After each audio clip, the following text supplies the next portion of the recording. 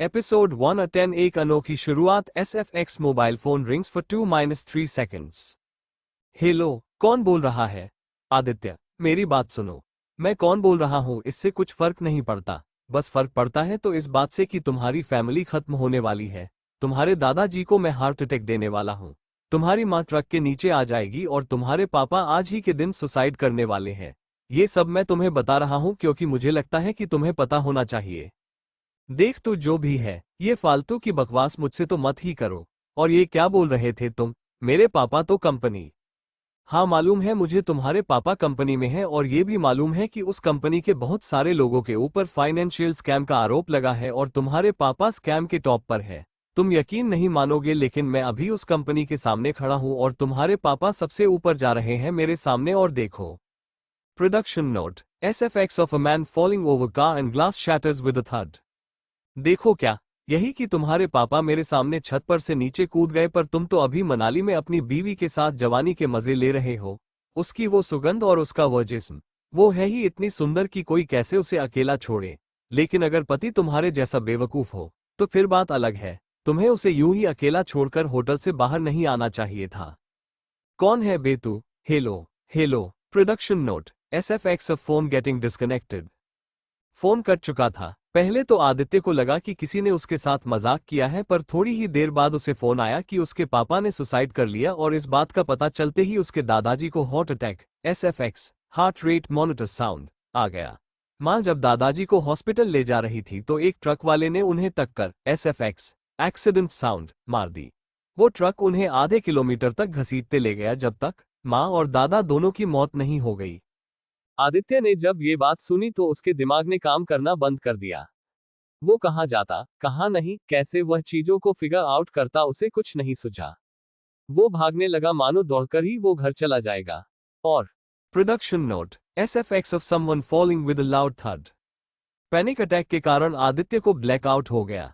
कुछ देर में उसे होश आया तो उसने झटपट अपने सारे दोस्तों को फोन लगाया। सबका बस एक ही जवाब था कि बहुत देर हो चुकी है। इस चक्कर में आदित्य ये भूल ही गया कि वो अपने होटल से बहुत दूर आ गया है। लेकिन कौन था वो जिसने आदित्य को फोन लगाया? क्यों किया उसने आदित्य के परिवार के साथ ये सब? कौन है ये आदित्य? आदित्यनाथ शंकर एक आम इंसान और अपनी आम जिंदगी की रोजमर्रा की मुश्किलों का मोहताज। 26 साल के आदित्य को कोई भी देखता तो बस यही सोचता कि इस जैसा इंसान अपनी जिंदगी कैसे जीता होगा। इसका कारण बस ये था कि आदित्य ने ना तो कभी अपने परिवार के बारे में ढंग से सोचा और ना ही इस जिंदगी में दूसरों के लिए कुछ ऐसा किया कि कोई उसे याद रख सके। सब जानते थे कि कच्ची उम्र में ही आदित्य गलत संगत में पड़ गया था। वो अक्सर अपने उम्र से बड़े लड़कों के साथ उठना बैठना करता। धीरे धीरे उनके साथ सिगरेट, दारू पीना और हार्ड ड्रग लेना भी उसने शुरू कर दिया। गुस्से में आकर उसके दादाजी ने उसे बोर्डिंग स्कूल में डाल दिया और तब से आदित्य ने एक तरीके से अपने घर वालों से रिश्ता ही तोड़ लिया। जब स्कूल के बाद कॉलेज भी खत्म हुआ तो आदित्य गुड़गांव में अकेला रहने लग गया। आदित्य के परिवार वाले उसकी चिंता करते लेकिन आदित्य उन्हें इग्नोर करके ज्यादातर वक्त अपने दोस्तों के साथ नशे में हाई हुआ पड़ा रहता। घर वालों को उसकी करतूतों का पता चला जब पुलिस ने उसे ड्रग के साथ पकड़ा। इस घटना के बाद सबको उसकी चिंता होती थी कि वो कैसे अकेले रहेगा, कहीं नशा उसे बर्बाद कर देगा। इसीलिए दादाजी ने मौका देखकर गुड़गांव की ही एक बड़े परिवार की लड़की से उसकी सगाई कर दी। अब पहली बार आदित्य की जिंदगी में कोई और था जो उसकी बातें सुनता था। आदित्य खुश था, पर एक दिन आदित्य ने अपनी मंगेतर मल्लिका को किसी लड़के के साथ में बाहों में बाहें डाले पार्क में देख लिया। ये वही पार्क था जहां अक्सर संस्कृति के ठेकेदारों से बचने के लिए लवर्स छुप के मिला करते थे। जब आदित्य ने एक प्राइवेट डिटेक्टिव लगवाकर तहकीकात करवाई तो उसे पता चला कि वो लड़का मल्लिका का बॉयफ्रेंड ही था। दोनों शादी के पहले भागने की सोच रहे थे। आदित्य को जानने वालों को ये पता था कि उसको बुरी चीजों की लत तो है, लेकिन उस दिन सबने उसका गुस्सा भी देख लिया। आदित्य ने उस लड़के को इतना मारा कि अधमरी हालत में उसे हॉस्पिटल में भर्ती करवाना पड़ा। आदित्य को जेल हो गई। आदित्य जेल में दिन भर कैदियों के साथ बात करता था। दिन भर उनके अनुभवों की कहानियां सुनता रहता। धीरे धीरे उसके अंदर और गुस्सा पनपने लगा। जेल का माहौल दिन पर दिन उसे और खतरनाक बनाने में लगा हुआ था। आदित्य ने 6 महीने जेल में गुजारे। जब वो लौटा तो अपने घर से बाहर निकलने में शर्म आने लगी। अब वो घर वालों पर चिल्लाता और घर में ही छुपकर नशा करने लगता। उसका ये बिहेवियर देखकर घर वालों को चिंता होने लगी कि कहीं वो पागल ना हो जाए। मजबूरी में दादाजी को एक बड़ा फैसला लेना पड़ा। इस बार जल्दबाजी में एक लड़की से आदित्य की शादी कर दी गई। शादी के बाद उन्हें वापस गुड़गांव भेज दिया गया। लेकिन इस फैसले का अंजाम भी वैसा नहीं हुआ जैसा घर वालों ने सोचा था। मल्लिका से धोखा पाकर आदित्य चुप रहने लगा था। दबे हुए गुस्से ने उसे और कड़वा बना दिया था। इस सब का खामियाजा उनकी पत्नी मृणाली को ही भुगतना पड़ा। शादी के बाद बरसों का गुस्सा हिंसा के रूप में पत्नी को फेस करना पड़ा। शुरुआत में आदित्य सिर्फ चिल्लाता था, फिर गाली गलौज से हाथ उठाने तक का सफर जल्दी ही उसने तय कर लिया।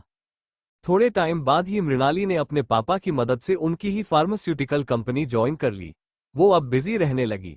आदित्य को उसके बिहेवियर के चलते पिछली जॉब से निकाल दिया गया। तब मृणाली के पापा ने उसे भी अपनी कंपनी में पब्लिक रिलेशंस डिपार्टमेंट में रख लिया। शादी को 3 साल हो गए थे। आज भी आदित्य अपनी मृणाली को मारता था, पर वो इसी उम्मीद से सब कुछ सहती कि एक दिन आदित्य जरूर बदलेगा। आदित्य उसे कितना भी मारे, वो मारपीट की बातें कभी भी बाहरी दुनिया के सामने नहीं लाती। जब उनकी तीसरी सालगिरह आए तो कंपनी ने उन्हें मनाली ट्रिप का गिफ्ट पैकेज दिया। अब ना चाहते हुए भी आदित्य को ट्रिप के लिए हाँ करनी पड़ी। पति पत्नी हनीमून के लिए निकल गए। वहां पहुंचकर आदित्य ना ही मृणाली के साथ कहीं शॉपिंग पर जाता, ना ही ढंग से उससे बात करता और न ही सिखावे के लिए ही उसके साथ घूमता। इसी मनाली हनीमून ट्रिप के 7वें दिन आदित्य के पास उस अननोन नंबर से फोन आया था, जिसने उसके परिवार की मौत की बात उसे पहले ही बता दी थी। अब आदित्य अपने परिवार को तो खो चुका था, लेकिन उसके सामने उसकी पत्नी मृणाली का चेहरा घूमने लगा। अगर वो समय पर पहुंच गया तो वह इस दुनिया में अपने आखिरी करीबी इंसान को बचा सकता था। वह तेजी से अपने होटल की तरफ भागा, लेकिन जब वह रूम में पहुंचा तो उसने देखा कि मृणाली के शरीर पर एक भी कपड़ा नहीं है। बेसुध सी पड़ी मृणाली के हाथ से खून बह रहा था और उसके शरीर पर नाखूनों के निशान थे। आदित्य को समझ में आ गया कि किसी ने उसकी बीवी का रेप किया है। उसने मृणाली के चेहरे पर अपना हाथ फेरा तो उसे समझ में आ गया कि मृणाली भी इस दुनिया में अब नहीं रही। उसके हाथ की नस कटी हुई थी। लग रहा था जैसे मृणाली ने सुसाइड किया था। आदित्य ये सारी चीजें सोचता इतनी देर में ही पीछे से किसी ने उसके सिर पर बहुत जोर का वार कर दिया। SFX वार साउंड। जब उसकी आंखें बंद हो रही थी तो उसे दिखा कि हमला करने वाले आदमी के एक हाथ का अंगूठा नहीं था। जब आदित्य की आंख वापस खुली तो वह किसी बर्फ की गुफा के अंदर था। एक साधु उसके पास में था। वो आदित्य को ठीक करने के लिए एक दवा बना रहा था। आदित्य ने उससे पूछा, मैं कहाँ हूँ? साधु ने उससे कहा, तुम मुझे पहाड़ों में मिले। तुम्हारे सिर के पीछे बहुत ज्यादा चोट आई है। जैसे भी तुम खाई से नीचे गिरे मुझे नहीं लगा था कि तुम जिंदा थे, लेकिन जब मैं तुम्हारे पास आया तो तुम्हारी सांसें चल रही थी और तुम कुछ कहने की कोशिश कर रहे थे, लेकिन मैं वह ढंग से सुन नहीं पाया। आदित्य ने उनसे आगे कहा, मेरी पत्नी मृणाली, माँ बाप, दादाजी, सब कुछ। साधु बाबा ने कहा, नहीं, तुम्हारे पास कोई नहीं था। तुम अकेले थे, वह भी बिना किसी कपड़े के, इसीलिए मैं तुम्हें यहाँ लेकर आ गया। तुम बताओगे तुम्हारे साथ हुआ क्या था? आदित्य ने पूरी बात उस साधु को बताई। साधु बहुत हैरान हुआ। वो विश्वास ही नहीं कर पाया कि किसी इंसान के साथ ऐसा भी हो सकता है। तुम्हारे साथ जो भी हुआ वो असहनीय है। मैं समझ तो नहीं सकता, पर इतना जानता हूं कि परिवार को खोना इंसान को बहुत पीछे धकेल देता है। आदित्य ने अपनी निराशा जताते हुए उनसे कहा, लेकिन अब मैं कर भी क्या सकता हूं? बस अपनी जिंदगी के नाम रो सकता हूं, और तो कुछ चारा ही नहीं है मेरे पास। साधु बाबा ने गंभीर होते हुए आदित्य से कहा, यही तो बात है इंसान की कि वह हमेशा सोच लेता है कि उसके पास कुछ चारा नहीं है, बस एक फैसले की बात होती है। क्या हो अगर मैं तुम्हें बोलूं कि मैं तुम्हें बहुत सारी चीजें सिखा सकता हूं, पर उसके लिए मुझे तुम्हारा समय चाहिए ताकि तुम उनसे बदला ले सको जिन्होंने तुम्हारी जिंदगी को नर्क बना दिया? आदित्य ने उनसे पूछा, कितना समय? साधु बाबा ने उससे कहा, 10,000 साल। आदित्य को यह मजाक पसंद नहीं आया। मजाक मत कीजिए, इंसान कभी भी 10,000 साल जी नहीं सकता, और फिर मैं कैसे? साधु बाबा ने मुस्कुराते हुए कहा, तो मैंने कब कहा कि मैं इंसान की बात कर रहा हूं? आदित्य के माथे पर शिकन आ गई। मतलब? साधु ने आदित्य को समझाया, मतलब जान पाना इतना आसान नहीं, बस तुम्हें एक फैसला लेना है। तैयार हो उसके लिए? आदित्य के पास खोने के लिए कुछ नहीं था, ना ही कहीं जाने के लिए जगह। जो लोग उसे खाई के नीचे फेंक गए थे उनके हिसाब से तो वह मर चुका था। जी कर भी अब वह कुछ नहीं कर सकता था। उसे अपना मन बनाने में ज्यादा देर नहीं लगी। हाँ, मैं तैयार हूँ। 10,000 साल क्या, अगर आप 1,00,000 साल भी बोले तो उन सब से लड़ने के लिए तैयार हूँ जिसने मेरे परिवार को तबाह किया है। साधु महाराज ने आदित्य का आत्मविश्वास देखते हुए कहा, ठीक है, तो फिर यह जड़ी बूटी पी लो और तैयार हो जाओ एक ऐसे अनोखे सफर के लिए जो तुम्हारे इस इंसानी जीवन को खत्म करके तुम्हें एक नई शुरुआत की तरफ ले जाएगा। आदित्य वो जड़ी बूटी पी लेता है और जिस पल वो आंख खोलता है उसे दिखता है जैसे पूरा संसार एक सफेद प्रकाश की रोशनी में चौंधिया रहा है। कहीं पर भी जमीन नहीं है, वो बस बादलों के बीच में तैर रहा था। कभी कभी उसे साधु की परछाई जरूर नजर आती, पर वो भी धीरे धीरे मिटने लगी और फिर नजर नहीं आए। कुछ समय के बाद उस दुनिया में आदित्य धीरे धीरे एक बादल की तरफ जाने लगा। उस बादल से एक रोशनी उसकी आंखों के सामने पड़ी और वो उसके अंदर समा गया। एक जोर की बिजली के साथ आदित्य की आंखें खुली और उसने आसपास देखा। वो एक छोटे से कमरे में बिस्तर पर लेटा हुआ था। कमरे में बहुत ही कम रोशनी थी और ऊपर पंखा चल रहा था। उसे समझ नहीं आया कि वो कहाँ है। इतने में बाहर से उसे एक आवाज आई, नज, लगता है आदित्य को होश आ गया। जब आदित्य ने शब्द सुने तो उसे विश्वास नहीं हुआ कि यह मृणाली की आवाज है। अगले ही पल मृणाली उसके पास आकर बैठ गई और आदित्य ने उसकी तरफ देखा। वही चेहरा, पर उसकी सुंदरता का आभास आदित्य को आज पहली बार हुआ था। मृगनैनी जैसी बड़ी बड़ी आंखें, एक छोटी सी नाक, होठों पर एक तिल और लंबे घने बाल। इन सब का यही मतलब है कि मृणाली जिंदा थी। आदित्य 10,000 साल का सफर पूरा कर अपना बदला लेने के लिए पुनर्जन्म लेकर वापस आ चुका था। लेकिन आदित्य इस सोच में था कि क्या वो कभी अपना बदला पूरा कर पाएगा। एपिसोड 2, नई जिंदगी। मृणाली को अपने सामने जिंदा देख आदित्य को अपनी आंखों पर जरा भी विश्वास नहीं हुआ। उसे लग रहा था जैसे कि वो किसी सपने में है, लेकिन जब उसने आंखें वापस खोली तो अभी भी मृणाली उसके सामने बैठी थी और उसने पूछा, मृणाली, क्या ये सच में तुम हो? थोड़ा डरते हुए मृणाली ने जवाब दिया, हाँ जी। कैसा महसूस कर रहे हो अब? आदित्य ने बड़े प्यार से अपना एक हाथ मृणाली के चेहरे की तरफ बढ़ाया, लेकिन मृणाली ने बीच में ही उसका हाथ झपट कर पकड़ लिया। उसे लगा आदित्य उसे मारने वाला है। आदित्य समझ गया कि मृणाली उससे डर रही है तो उसने अपना हाथ पीछे लेते हुए पूछा, आज तारीख क्या है? आज है 17 सितंबर 2017। मृणाली ने बिना कैलेंडर देखे जवाब दिया। सितंबर 2017। तारीख सुनकर आदित्य गहरी सोच में चला गया। ये वही महीना था जब आदित्य की शादी को 1 साल हो गया था। आदित्य अपने माँ बाप से दूर रहता था और अभी अभी सितंबर की शुरुआत में उसे जॉब से निकाला गया था। आदित्य अपने मनाली वाले ट्रिप के 2 साल पहले वापस आया था। इस सब का मतलब यही था कि आदित्य के पास अभी भी 2 साल का वक्त है ये पता करने के लिए कि कौन उसके पीछे पड़ा हुआ है, किसने उसके पूरे परिवार को तबाह कर दिया। पर इस वक्त आदित्य को समझ नहीं आ रहा था कि वो हॉस्पिटल में क्यों था। उसने मृणाली से पूछा, मुझे क्या हुआ है मृणाली? मैं हॉस्पिटल में क्यों हूं? जवाब देने से पहले मृणाली की आंखें थोड़ी देर के लिए झुकी रह गई। फिर उसने धीरे से कहा, कल रात को तुमने बहुत ज्यादा ड्रिंक कर ली थी। तुम सड़क के किनारे पड़े थे। किसी ने तुम्हें वहां देख लिया और फिर यहां एडमिट करा दिया। जब मैं सुबह यहां पर आई तो तुम्हें होश नहीं था। नज ने बताया कि तुम्हें हुआ तो कुछ नहीं है, बट दारू का नशा उतरने में टाइम लगेगा। अब तुम्हें कैसा लग रहा है? आदित्य को याद आया कि जॉब से निकाल देने के बाद उसने रोजाना दारू पीना शुरू कर दिया था और नशे में धुत वो अक्सर मृणाली को मारता था।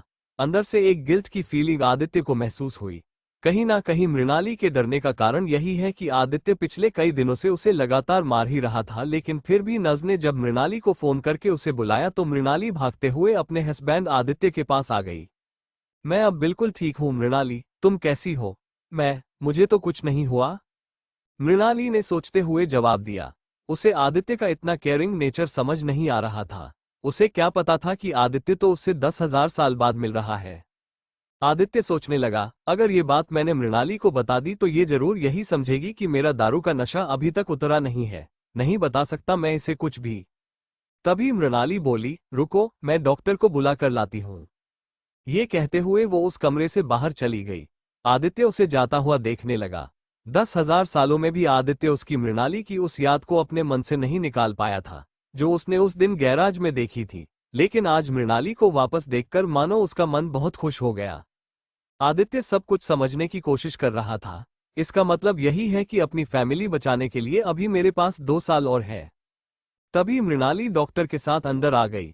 डॉक्टर ने आदित्य के सिर पर हाथ रखकर उसका बुखार देखा, फिर उसकी नब्ज चेक करते हुए बोली, ये अब बिल्कुल ठीक है, आप इन्हें ले जा सकती है। ये कहते हुए डॉक्टर बाहर चली गई। एक बड़ी सी मुस्कान के साथ मृणाली आकर आदित्य के पास बैठ गई। आदित्य बस उसे लगातार देख रहा था। 1 सेकंड बाद मृणाली का फोन बजा और उस पर सीईओ लिखा था। फोन उठाने के लिए मृणाली कमरे से बाहर चली गई और 2 मिनट बाद वापस आए। कंपनी से फोन था, आदित्य, मुझे जाना पड़ेगा। तुम थोड़ी देर और रेस्ट कर लो, फिर जब तुम्हें ठीक लगे तब मुझे फोन लगा देना, मैं तुम्हें पिक करने आ जाऊंगी। ये कहते हुए मृणाली ने अपना बैग उठाया और तेजी से ऑफिस के लिए निकल गई। मृणाली के जाते ही आदित्य ने अपनी आंखें बंद की और वो अपनी 10,000 सालों की जर्नी के बारे में सोचने लगा। उस रोशनी में समा जाने के बाद आदित्य ने ऐसी बहुत सारी चीजें देखी जिनके बारे में वो कभी सोच भी नहीं सकता था। जमीनें उड़ रही थी, आसमान में एक भी तारा नहीं था, वहां पर ना तो कभी रात होती थी ना ही सुबह, बस एक जैसे बादल हमेशा रहते थे। ये उसे 10,000 साल की साधना तक ले जाने का रास्ता था। एक पैरेलल वर्ल्ड, एक अलग दुनिया। उस साधु ने धीरे धीरे आदित्य को ऐसी दिव्य शक्तियों और सिद्धियों के बारे में बताया जो आदित्य को 1000 सालों तक अमर बनाने के लिए काफी थी। शुरुआती 500 सालों में ही आदित्य ने 8 साधनाओं में से 2 पर काबू पा लिया। इन साधनाओं को पाना दुनिया पर काबू करने जैसा था। आदित्य ने पहले अणिमा सिद्धि पाई, जो इंसान को किसी भी बीमारी से लड़ने की ताकत देती है, यहां तक कि वो कभी किसी इंसानी हथियार से मर भी नहीं सकता था। ये बातें आज आम इंसान को समझ ही नहीं आती, क्योंकि कोई भी अपने सारी इंद्रियों को सक्रिय किए बिना पता नहीं कर पाता। वहीं बचे हुए सालों में आदित्य ने बची सिद्धियां पाई, जो थी महिमा सिद्धि, गरिमा सिद्धि, लघिमा सिद्धि, प्राप्ति सिद्धि, प्राकाम्य सिद्धि, ईशित्व सिद्धि, वशित्व सिद्धि। महिमा सिद्धि से आदित्य खुद को किसी भी रूप में ढाल सकता और गायब भी हो सकता था। गरिमा सिद्धि से वो खुद को इतना ताकतवर और वजनदार बना सकता था कि दुनिया की कोई भी चीज उसे हिला नहीं सकती। लघिमा सिद्धि से आदित्य अपने वजन और हवा से भी कम वजनदार कर आसमान में उड़ सकता था। एक दिन साधना के बीच, इससे पहले कि आदित्य अपनी उन 3 सिद्धियों को पाता, उसका मन विचलित हो उठा। अपने माँ बाप बीवी की मौत का बदला नहीं ले पाने का दुख उसके अंदर आज भी उतना ही गहरा था। वो घबराकर साधना से उठा। साधु महाराज उसके चंचल मन को भांप कहते हैं। आदित्य, आज तुम्हारे इस सफर को 10,000 साल पूरे हो गए हैं, लेकिन अभी भी 3 सिद्धियां बची हुई है। तुम जैसा होनहार मनुष्य इन 8 सिद्धियों के साथ संसार के लिए क्या क्या कर सकता है, तुम इसकी कल्पना भी नहीं कर सकते। तुम तन की पीड़ा से मुक्त हो। अब ना ही तुम्हें कोई बीमारी होगी और ना ही तुम्हारी मृत्यु का समय आएगा। तुम जिस चीज को हाथ लगाओगे वो खुद तुम्हारे आगे पिघलकर अपने आप को राख कर देगी। ये धरती सदैव तुम्हारी उंगलियों के इशारों पर नाचेगी। साधु महाराज की बातें सुन आदित्य कहता है, गुरुदेव, लेकिन ये सब तो मैं बस इसलिए कर रहा हूं ताकि मैं अपने बदला ले सकूं, पर यहाँ समय के चक्र से मुक्त होकर मेरा बदला पूरा होना कैसा संभव है? साधु महाराज मुस्कुराते हुए कहते हैं, आदित्य, यदि सिर्फ बदला ही तुम्हारा लक्ष्य है तो यही सही, परंतु स्मरण रहे, अपनी शक्तियों के उपयोग से तुम कभी भी किसी निर्दोष को हानि पहुंचाने के बारे में नहीं सोचोगे। और हाँ, तुम कभी भी अपनी शक्तियों के बारे में किसी को बता नहीं सकते। और धरती पर जाने के बाद यदि तुमने अपनी शक्तियों का नियमित अध्ययन नहीं किया तो ये सारी सिद्धियां कमजोर पड़ने लगेगी। ऐसा कहते ही साधु ने आदित्य की माथे पर अपना अंगूठा रखा और उसे हल्का सा एक धक्का दिया। आदित्य की आंखें बंद हो गई और उसे ऐसा लगा कि उसे बहुत पीछे धकेल दिया गया है। जब उसकी आंखें खुली तो वो हॉस्पिटल के कमरे में था। अब वो समझ गया था कि वो वापस आ गया है। आदित्य सोचने लगा, साधु महाराज ने मुझे 2 साल पहले शायद इसीलिए भेजा है ताकि मैं अपनी सिद्धियों को इस तरह से बढ़ा सकूं कि जब संकट की घड़ी हो तो अपना बदला पूरा कर पाऊं। मुझे अपनी जिंदगी में एक बार फिर मौका मिला है, हर चीज को सही करके अपने परिवार को बचाने का। पिछली जिंदगी में मैंने अपनों को बहुत दुख दिया है। मृणाली पर तो मैंने बहुत अत्याचार किए, लेकिन जिस आदमी ने एक दिन में मेरे पूरे परिवार को तबाह कर दिया, उसे मैं कभी माफ नहीं करूंगा। आदित्य को एक बार फिर याद आ रहा था कि उस दरिंदे का एक अंगूठा नहीं था। उसे अब बस पता लगाना था कि 2 साल बाद जब वो मनाली जाएगा तो वो कौन है जिसे उसके बारे में सब कुछ पता होगा। लेकिन तब तक के लिए उसे इस दुनिया में ऐसे ही रहना पड़ेगा जैसे कि वो 2017 में था। उसे सबके बारे में हर चीज याद थी कि कौन किस तरह और क्या करने वाला है। अब ये दुनिया विटनेस बनने वाली थी उस कहर की, जो आदित्य अपनी सिद्धियों से उस आदमी पर ढाएगा। लेकिन इन सिद्धियों को पूर्ण बनाए रखने के लिए उसे हर दिन कड़ी मेहनत करनी पड़ेगी। एक दिन भी वो पीछे नहीं हट सकता था। जिस दरिंदे ने आदित्य से उसकी मृणाली छीन ली, उसके साथ इतनी बेरहमी से बदसलूकी की, उसे वो तब तक तड़पाएगा जब तक उसकी आत्मा भी नहीं रो रो के भीख नहीं मांगने लगती। आदित्य ये सब सोच ही रहा था कि उसने अपनी पेंट की जेब में हाथ डाला। शिट, मेरे पास तो पैसे ही नहीं है, मैं घर कैसे जाऊंगा, फोन भी नहीं है मेरे पास कि मृणाली को ही बुला लूं। ये कहते हुए आदित्य ने अपना माथा पीट लिया। कुछ सोचकर वो कमरे से बाहर निकला।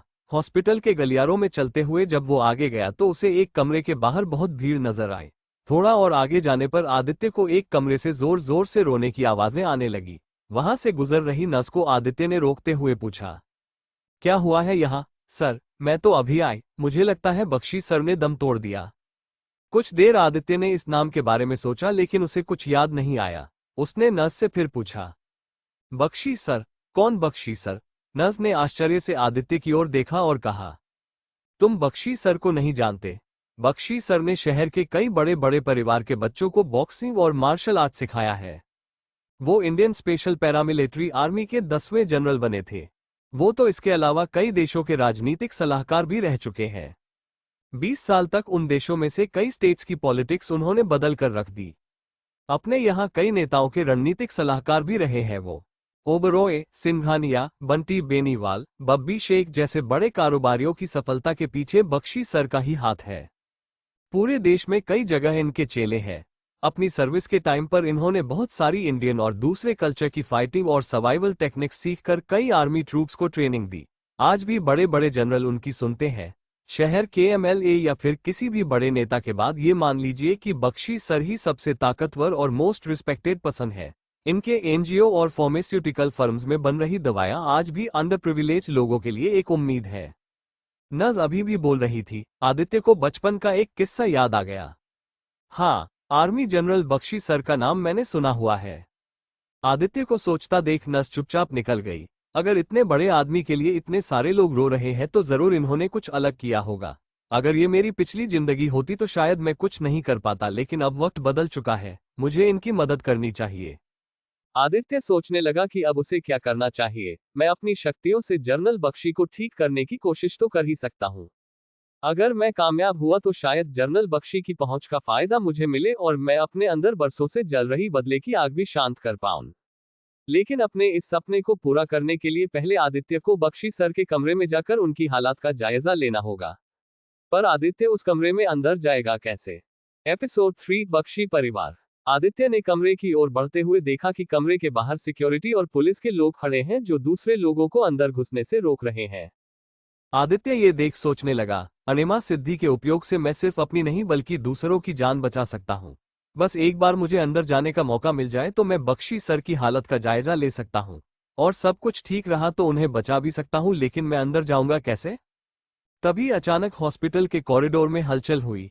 एक आदमी 4-5 बॉडीगार्ड्स के साथ बख्शी के कमरे की ओर बढ़ा चला आ रहा था।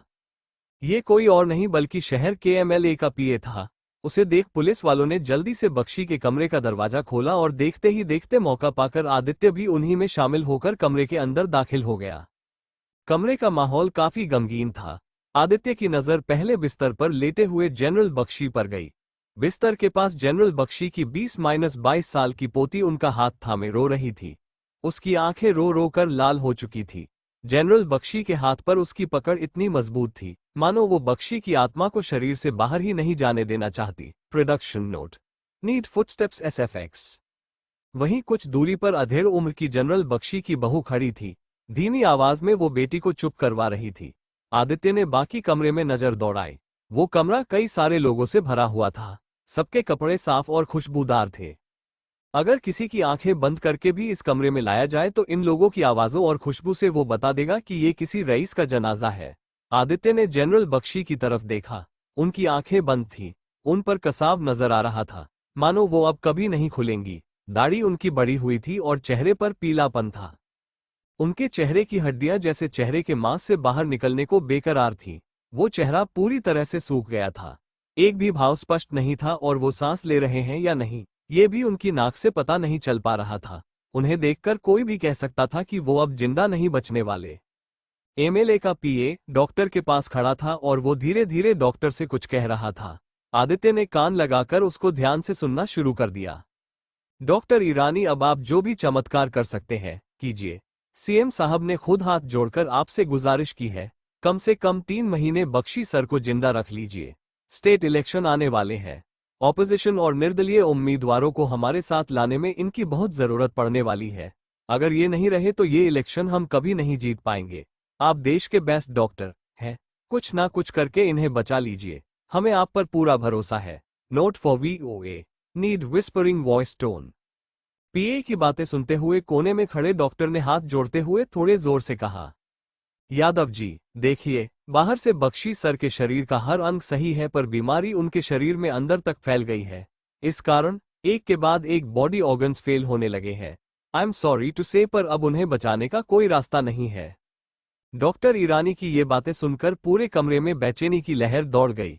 उन सबको पता था कि यमराज और बख्शी सर के बीच डॉक्टर ईरानी ही खड़े थे, और जब उन्होंने ही हाथ खड़े कर दिए तो फिर बख्शी सर के बचने की कोई गुंजाइश नहीं थी। बख्शी की बहू अवनी ने डॉक्टर की तरफ देखा और कहा, डॉक्टर ईरानी, आप ऐसा कैसे कह सकते हैं? आप देश के बेस्ट डॉक्टर हैं। एम्स, टाटा, लीलावती जैसे हॉस्पिटल में रहकर आपने ना जाने कितने ही कॉम्प्लिकेटेड केसेस को ठीक किया है। आज तक आपके मरीजों के ठीक होने का परसेंटेज 100% है। आपकी इसी काबिलियत की वजह से हम आपके पास आए हैं, और अब आप ही इस तरह हार मान जाएंगे तो फिर हम कहाँ जाएंगे? Please doctor, save him, do something for God's sake. Avni ने आंखों में आंसू लिए हाथ जोड़ते हुए कहा, जिसे देख कमरे में मौजूद सब लोग हैरान थे। उनकी हालत देख डॉक्टर ईरानी तेजी से उनके पास आए और दोनों हाथ जोड़कर बोले, I am so sorry to say ma'am, but मैं भगवान नहीं हूं। मैं जितनी भी कोशिश कर सकता था मैंने की, इसलिए इससे ज्यादा मैं कुछ नहीं कर सकता। So sorry again. सबके मुंह उतर गए। किसी ने भीड़ में से कहा, अब लगता है हमें आखिरी समय का इंतजार करना चाहिए और उसकी तैयारी कर लेनी चाहिए। अगर बख्शी सर को डॉक्टर ईरानी नहीं बचा सकते तो फिर शायद उन्हें कोई नहीं बचा सकता। ये सुनते ही कमरे में मौजूद लोग फुट फुट कर रोने लगे, और एक कंपाउंडर के जरिए ये बात हॉस्पिटल के बाहर तक पहुंच गई, और बख्शी सर को चाहने वाले जो पिछले एक हफ्ते से हॉस्पिटल के बाहर खड़े थे कपड़े फाड़कर रोने लगते हैं। कमरे में मौजूद सभी लोग ये बात मान चुके थे कि बख्शी सर अब कभी नहीं उठेंगे, या यही सोचकर एक हॉस्पिटल स्टाफ ने बख्शी के चेहरे को ढक दिया। आदित्य समझ चुका था कि बख्शी को बचाना मतलब किसी बड़ी चीज पर अपना हाथ रखने जैसा है। आगे जाकर उसे अपने परिवार की मौत का बदला सबसे लेना है, और ऐसे समय में बख्शी सर जैसा आदमी और उनकी फाइटिंग टेक्निक्स उसके बहुत काम आ सकती है। इतनी देर से कोने में खड़े रहकर सबकी बातें सुनने के बाद आदित्य आखिरकार बाहर निकला और कमरे में बीच में आकर जोर से बोला, जहां एक तरफ बीमारियां शरीर के अंदर रहकर शरीर को खोखला और कमजोर करती है, उसी तरह बाहर ईरानी जैसे नासमझ डॉक्टर भी हैं जो अपने मरीजों को मरने के लिए छोड़ देते हैं। अचानक कमरे में रोने की आवाज बंद हो गई और सिर्फ आदित्य की आवाज ही गूंज रही थी। अपने आप को नासमझ डॉक्टर कहलाते हुए सुनकर डॉक्टर ईरानी का पारा चढ़ गया और बोले, क्या कहा तुमने मुझे? नासमझ डॉक्टर, तुम्हें होश है? बच्चे, तुम किससे बात कर रहे हो? डॉक्टर ईरानी कमरे में और आगे आ गए। सब लोग जानते थे कि डॉक्टर ईरानी का पूरे शहर में कितना सम्मान था। यहां तक कि बख्शी परिवार के लोग भी उन्हें बहुत इज्जत के साथ ट्रीट करते थे। उनके जन्मदिन पर तोहफे आते थे और बख्शी सर फैमिली के हर फंक्शन पर ईरानी इनवाइटेड रहते थे। उनसे एक जवान लड़का इतनी बदतमीजी से कैसे बात कर सकता था? लेकिन आदित्य के शब्दों ने सबको हैरान कर दिया था, और अब बोला, डॉक्टर, क्या मैं आपकी स्किल्स पर सवाल नहीं उठा सकता? मेरे ख्याल से तुम फेमस नहीं, एक हारे हुए डॉक्टर हो। बख्शी सर की मौत तुम्हारी हार से ज्यादा कुछ नहीं। आदित्य आगे कहता है, सर, बख्शी की जिंदगी अभी खत्म नहीं हुई है। उनकी लाइफ में अभी 5 साल और बचे हैं, और आप कह रहे हैं कि उन्हें भगवान भी नहीं बचा सकता। ये तो आपकी नासमझी और मूर्खता को ही दर्शाता है। आदित्य की बात सुनकर एमएलए के पीए को भी गुस्सा आ गया और उसने जोर से चिल्लाकर कहा, आखिर तुम हो कौन? क्या मजाल है तुम्हारी कि तुम डॉक्टर ईरानी पर शक कर रहे हो? अगर उन्होंने कह दिया कि बख्शी सर नहीं बच सकते तो शायद वो सच होगा। तुम हो कौन? कोई डॉक्टर हो या फिर भगवान? बोलो। इतनी जोरों की आवाज सुनकर बाहर खड़ी सिक्योरिटी और पुलिस अंदर आ गई, और उनके पीछे पीछे गेट के बाहर के सारी भीड़ भी धीरे धीरे कमरे में बढ़ने लगी। बात बस इतनी है कि मैं कोई नासमझ डॉक्टर नहीं हूं और भगवान कहलाऊं, इतना मुझमें घमंड नहीं। मैं हूं आदित्यनाथ शंकर, और इस पूरे शहर में मैं ही एकमात्र इंसान हूं जो बख्शी सर को बचा सकता है। आदित्य की बात सुनकर भीड़ में मानो एक हलचल सी दौड़ गई। लोग अपने आप से और आसपास वालों से धीरे धीरे फुसफुसाने लगे।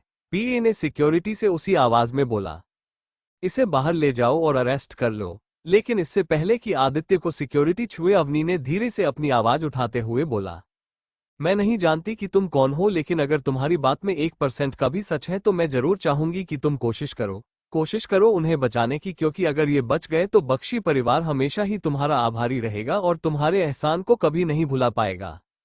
सिक्योरिटी पीछे हट गई और आदित्य धीरे से बख्शी सर के बिस्तर की तरफ बढ़ा। तभी अचानक भीड़ में से किसी की आवाज आए, आदित्यनाथ शंकर, ये बचा पाएगा बख्शी सर को?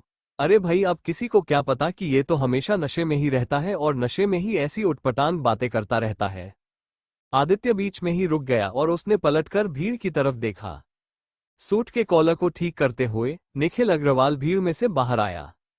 निखिल अग्रवाल महंगे कपड़े, सोना और घड़ी पहने हट्टा कट्टा और दिखने में बेहद जमील था। अगर वो किसी सड़क से गुजरता तो लड़कियों का उस पर दिल लुटाना आम बात थी।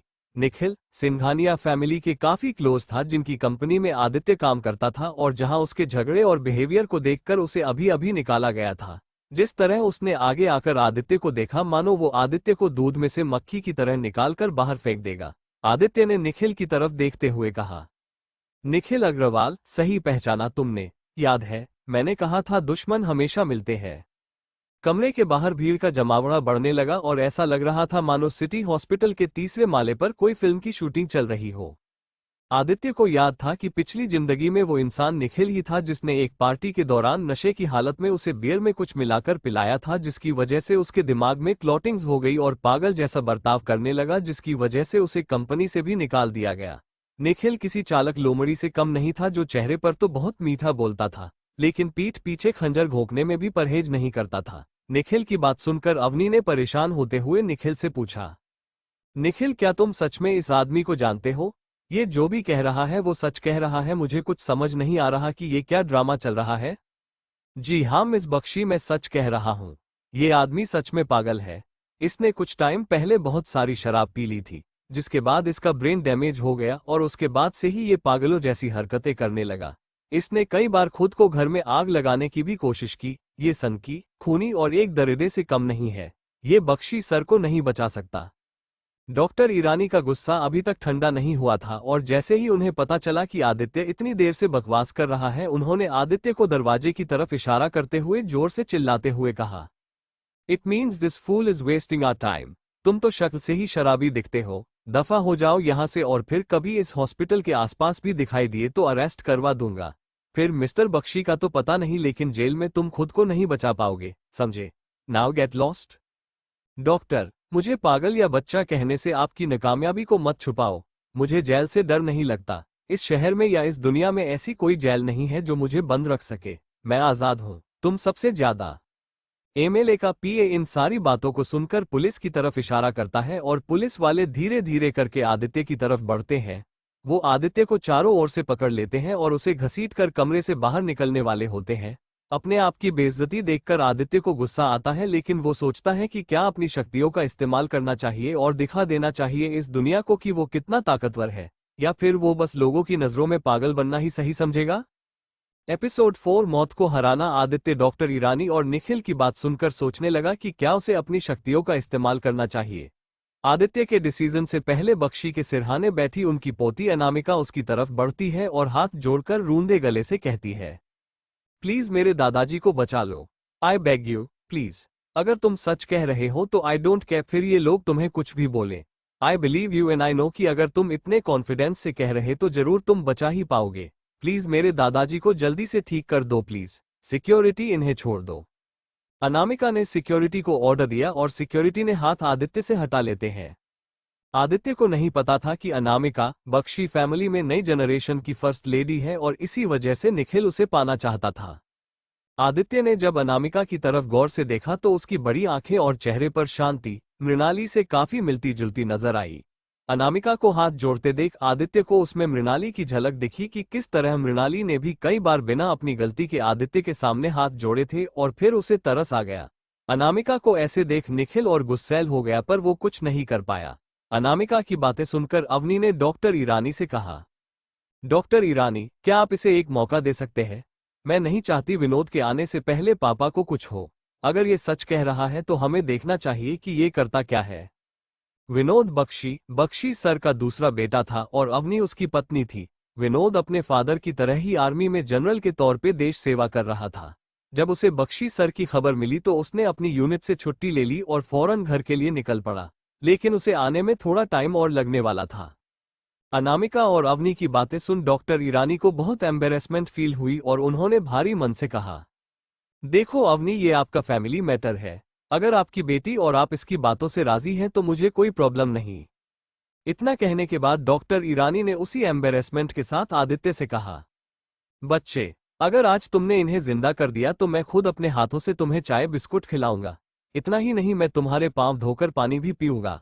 लेकिन अगर तुम गलत निकले तो फिर याद रखना कि इस भीड़ और मुझसे तुम्हें कोई भी नहीं बचा पाएगा।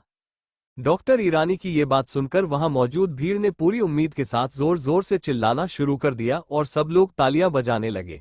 भीड़ को देखकर निखिल का गुस्सा और बढ़ गया। वो चिल्लाते हुए बोला, अनामिका, मेरी बात मानिए, आप गलत फैसला ले रही हैं। ये आदमी सच में पागल है। कोई मेरी बात का विश्वास क्यों नहीं करता? निखिल चिल्ला चिल्लाकर कह रहा था पर भीड़ में उसकी आवाज दबने लगी। उसने पहले जोर से चिल्लाकर सबको चुप किया और फिर कहने लगा, अनामिका, अगर आज ये शराबी सनकी आदमी बख्शी सर को जिंदा नहीं कर पाया तो ये जान से जाएगा। मैं कसम खाता हूं कि इसे इतना पीटूंगा कि ये यहीं दम तोड़ देगा। यादव जी, आप ये पक्का कीजिए कि इस कमीने को मारने में कोई भी कानूनी परेशानी ना हो, क्योंकि फिर आप सबको पता चल जाएगा कि झूठ कौन बोल रहा था। निखिल की बात सुनकर आदित्य को बहुत गुस्सा आया, लेकिन वो उसे इग्नोर करते हुए धीरे धीरे बख्शी सर के बेड की तरफ बढ़ा। उसने अवनी से कहा, मिसेज अवनी, मेरी बात का बुरा मत मानिएगा, पर मैं चाहता हूं कि अब मैं जो भी करूंगा उसे देखने के लिए सिर्फ आप, अनामिका और डॉक्टर ईरानी ही इस कमरे में रहे। मैं रिक्वेस्ट करूंगा कि बाकी सभी लोगों को आप बाहर जाने के लिए कहें। आदित्य की बात सुनकर अवनी पीए यादव को इशारा करती है और यादव सिक्योरिटी की तरफ धीरे धीरे करके सिक्योरिटी और पुलिस ने लोगों को वहां से बाहर करना शुरू कर दिया। जब निखिल की बारी आई तो उसने जोर से चिल्लाना शुरू कर दिया, आदित्य, अगर तेरी बात गलत निकली तो ये हॉस्पिटल ही तेरे लिए शमशान घाट बन जाएगा। कमरे से इस तरीके से बाहर निकाले जाने से इंसल्ट फील करते हुए निखिल का पारा और चढ़ गया था। वहीं दूसरे लोगों का बख्शी सर को ठीक होता देखना एक हॉट टॉपिक बन गया और धीरे धीरे ये टॉपिक हॉस्पिटल के बाहर खड़े लोगों तक भी पहुंच गया। हॉस्पिटल के डॉक्टर्स और स्टाफ के अलावा कई सारे लोग वहां इकट्ठा होने लगे। भीड़ के उस रूम से बाहर होने के बाद वहां बहुत शांति हो गई। डॉक्टर, अवनी, अनामिका और आदित्य बख्शी सर के बिस्तर के आसपास खड़े थे। बाहर से थोड़ी घुसफुसाने की आवाजें आ रही थी और कुछ लोग खिड़कियों से झांककर अंदर की चीजों को देखने की कोशिश कर रहे थे। पुलिस और सिक्योरिटी उन्हें भगा रही थी। डॉक्टर ईरानी और निखिल ने उसे सबके सामने आदित्य को पागल, बच्चा और शराबी बोल के बहुत बेइज्जत किया था और अब वो सिर्फ एक चीज चाहता था कि वो अपनी अनिमा शक्ति के उपयोग से बख्शी सर को जिंदा कर पाए। आदित्य ने कमरे की शांति को भंग करते हुए कहा, डॉक्टर ईरानी, मुझे आप स्कैल्पल देंगे क्या? स्कैल्पल एक छोटी सर्जिकल नाइफ होती है जिसका उपयोग डॉक्टर सर्जरी में करते हैं। स्कैल्पल का नाम सुन डॉक्टर ईरानी के दिल में डर की लहर दौड़ गई। उन्हें लगा कि कहीं आदित्य को फिर से संकीपन का दौरा तो नहीं पड़ गया और सनक कर वो स्कैल्पल से उन्हें ही तो नहीं मार देगा। उन्होंने हिम्मत करके धीरे से कहा, मुझे नहीं लगता कि स्कैल्पल की कोई जरूरत है, अनलेस और अनटिल अगर तुम इनका कोई ऑपरेशन करने वाले हो। और जहां तक मेरी मेडिकल साइंस की नॉलेज कहती है कि जब तक आपको बीमारी पता न हो तब तक आप कोई ऑपरेशन नहीं कर सकते, तो फिर तुम्हें स्कैल्पल क्यों चाहिए? आदित्य के चेहरे पर हल्की सी मुस्कान आ गई और उसने कहा, डॉक्टर ईरानी, यदि आपको पता होता कि स्कैल्पल की जरूरत क्यों है तो शायद बख्शी सर अभी जिंदा होते और मेरी जरूरत कभी पड़ती ही नहीं। अगर हमने सही टाइम पर एक्शन नहीं लिया तो बहुत सारी चीजें बिगड़ सकती हैं, इसलिए टाइम खराब मत कीजिए और मुझे जल्दी से स्कैल्पल दीजिए। डॉक्टर ईरानी ने बिना कुछ कहे पास रखा एक बैग उठाकर आदित्य को दे दिया। आदित्य ने बैग अपने हाथों में लिया और उसे टेबल पर उल्टा कर दिया। बैग से कई सारे मेडिकल इक्विपमेंट निकले। उसके बाद वो 6-7 अलग अलग स्कैल्पल्स को परखने के बाद बीवर स्कैल्पल को अपने हाथ में ले लिया। बीवर स्कैल्पल पेन के शेप का होता है। ये एकदम सटीक कट्स के लिए इस्तेमाल होता है।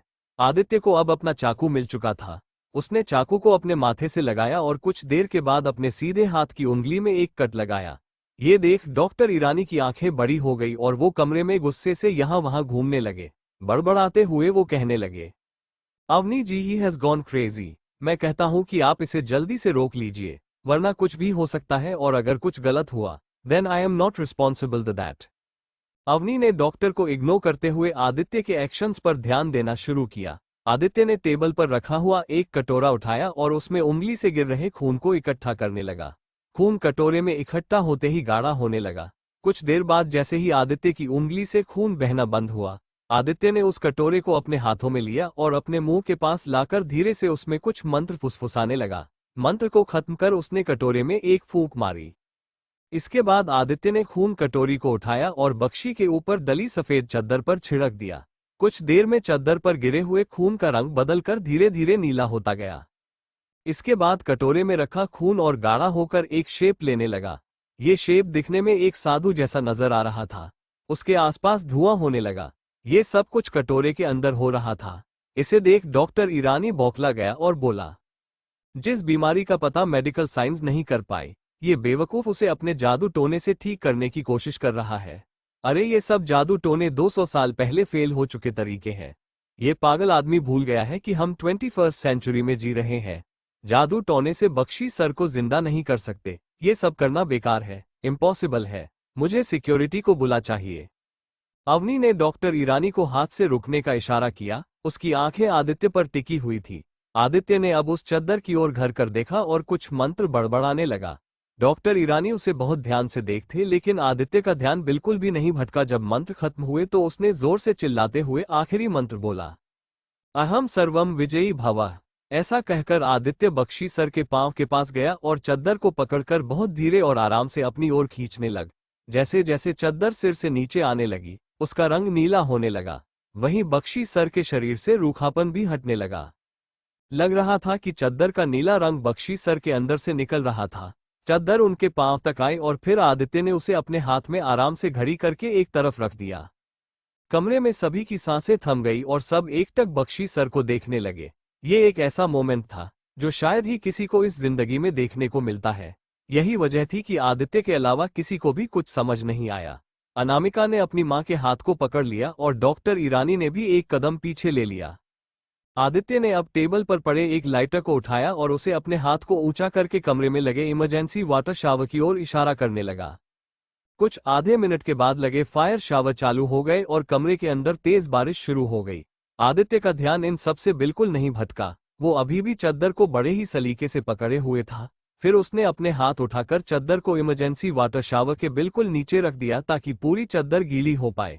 जब चद्दर अच्छी तरह से गीली हो गई, तब आदित्य ने टेबल पर से एक गिलास उठाया और चद्दर का सारा नीलापन उसमें निचोड़ दिया।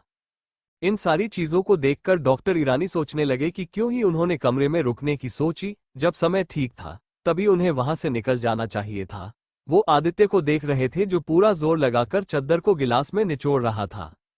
आदित्य ने फिर उस गिलास को उठाया और फिर उसने गिलास के अंदर का सारा नीला पानी एक घूंट में पी लिया। जब आदित्य ने सारा पानी पी लिया तो एक डकार उसके मुंह से निकल आई। उसने अपने पेट को सहलाते हुए कहा, लगता है आज कुछ ज्यादा ही खा लिया मैंने।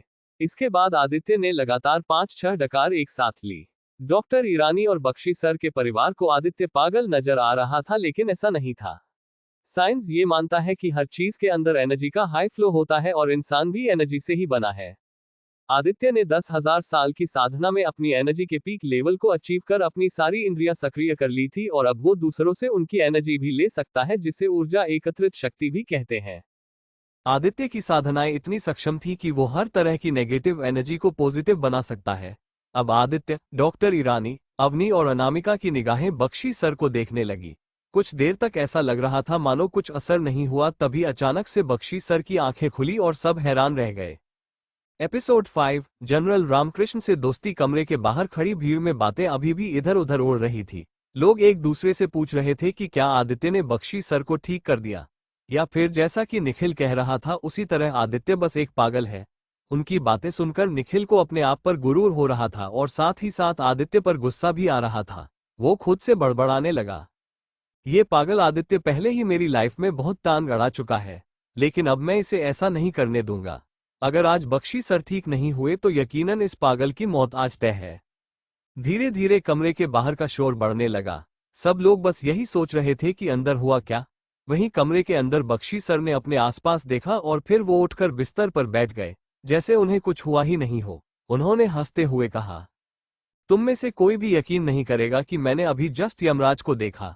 उसका एक यमदूत मुझे जिंदगी और मौत की किताब पर साइन कराने ले जा ही रहा था कि तभी किसी बड़े से हाथ ने मुझे वापस खींच लिया। फिर उन्होंने सामने खड़े डॉक्टर ईरानी को देखते हुए पूछा, वो तुम थे क्या डॉक्टर? जनरल बख्शी डॉक्टर ईरानी को घूर रहे थे, जबकि डॉक्टर ईरानी जनरल बख्शी को बात करता देख सदमे में जा चुके थे। उन्होंने अपने 40 साल के करियर में आज जो कमाल देखा, ऐसा कभी नहीं देखा था। उनके हिसाब से तो जनरल बख्शी को बचाना मुश्किल ही नहीं नामुमकिन था, लेकिन ये बच्चा उन्हें मौत के मुंह से वापस ले आया था, जिसे कुछ देर पहले तक वो पागल समझ रहे थे। कुछ जवाब नहीं आया तो बख्शी सर ने फिर एक बार डॉक्टर से पूछने की कोशिश की, अरे भाई जवाब दो, तुम तो मुझे ऐसे देख रहे हो जैसे कि मैं मर ही गया था और भूत बनकर तुमसे बात कर रहा हूं। तुम ही थे ना डॉक्टर? जो मुझे उस नर्क के दरवाजे से वापस लेकर आ गए? बताओ। जनरल बख्शी मजाकिया लहजे में बात करते थे और मजाक में ही कई बार गंभीर बातें कर देते थे। इससे पहले कि डॉक्टर ईरानी कुछ कहते, अनामिका ने जनरल बख्शी को रोते हुए जोर से गले लगाया और कहा, दादू, हमें तो लगा था हमने आपको खो दिया। मुझे आपको हंसता और बोलता हुआ देख इतनी खुशी हो रही है कि मैं बता भी नहीं सकती। मैं आज बहुत बहुत ज्यादा खुश हूँ। अनामिका, तुम भी ना बिल्कुल बच्चों जैसे रो रही हो। मैं जिंदा हूँ, चिंता मत करो। नर्क में आदमी सिर्फ एक बार ही जाता है। और देखो, मैं वहां से भी लौट आया, पर ये डॉक्टर को क्या हुआ है? आज तक तो ये इतने शांत कभी नहीं दिखे। आज इनके होश क्यों उड़े हुए हैं? इससे पहले कि अनामिका कुछ कहती, पीछे से अवनी ने अपने आंसू पूछते हुए कहा, पापा, डॉक्टर ईरानी के होश उड़े हुए हैं क्योंकि ये तो आपको मरा हुआ डिक्लेयर कर चुके थे। उनके हिसाब से तो आप कभी ठीक ही नहीं होने वाले थे। लेकिन फिर इस आदित्य ने अपनी शक्तियों का इस्तेमाल करके आपको वापस जिंदा कर दिया। आपकी तबीयत ठीक होने का असली हकदार तो यही है। जनरल बख्शी ने कंफ्यूज होकर कहा, मतलब? मैं कुछ समझ नहीं पाया। एक एक करके अनामिका और अवनी ने कमरे में हुई सारी बातें बख्शी सर को बताई। जैसे जैसे कहानी आगे बढ़ती गई, बख्शी सर के चेहरे पर स्माइल आ रही थी और वो आदित्य को भूले जा रहे थे।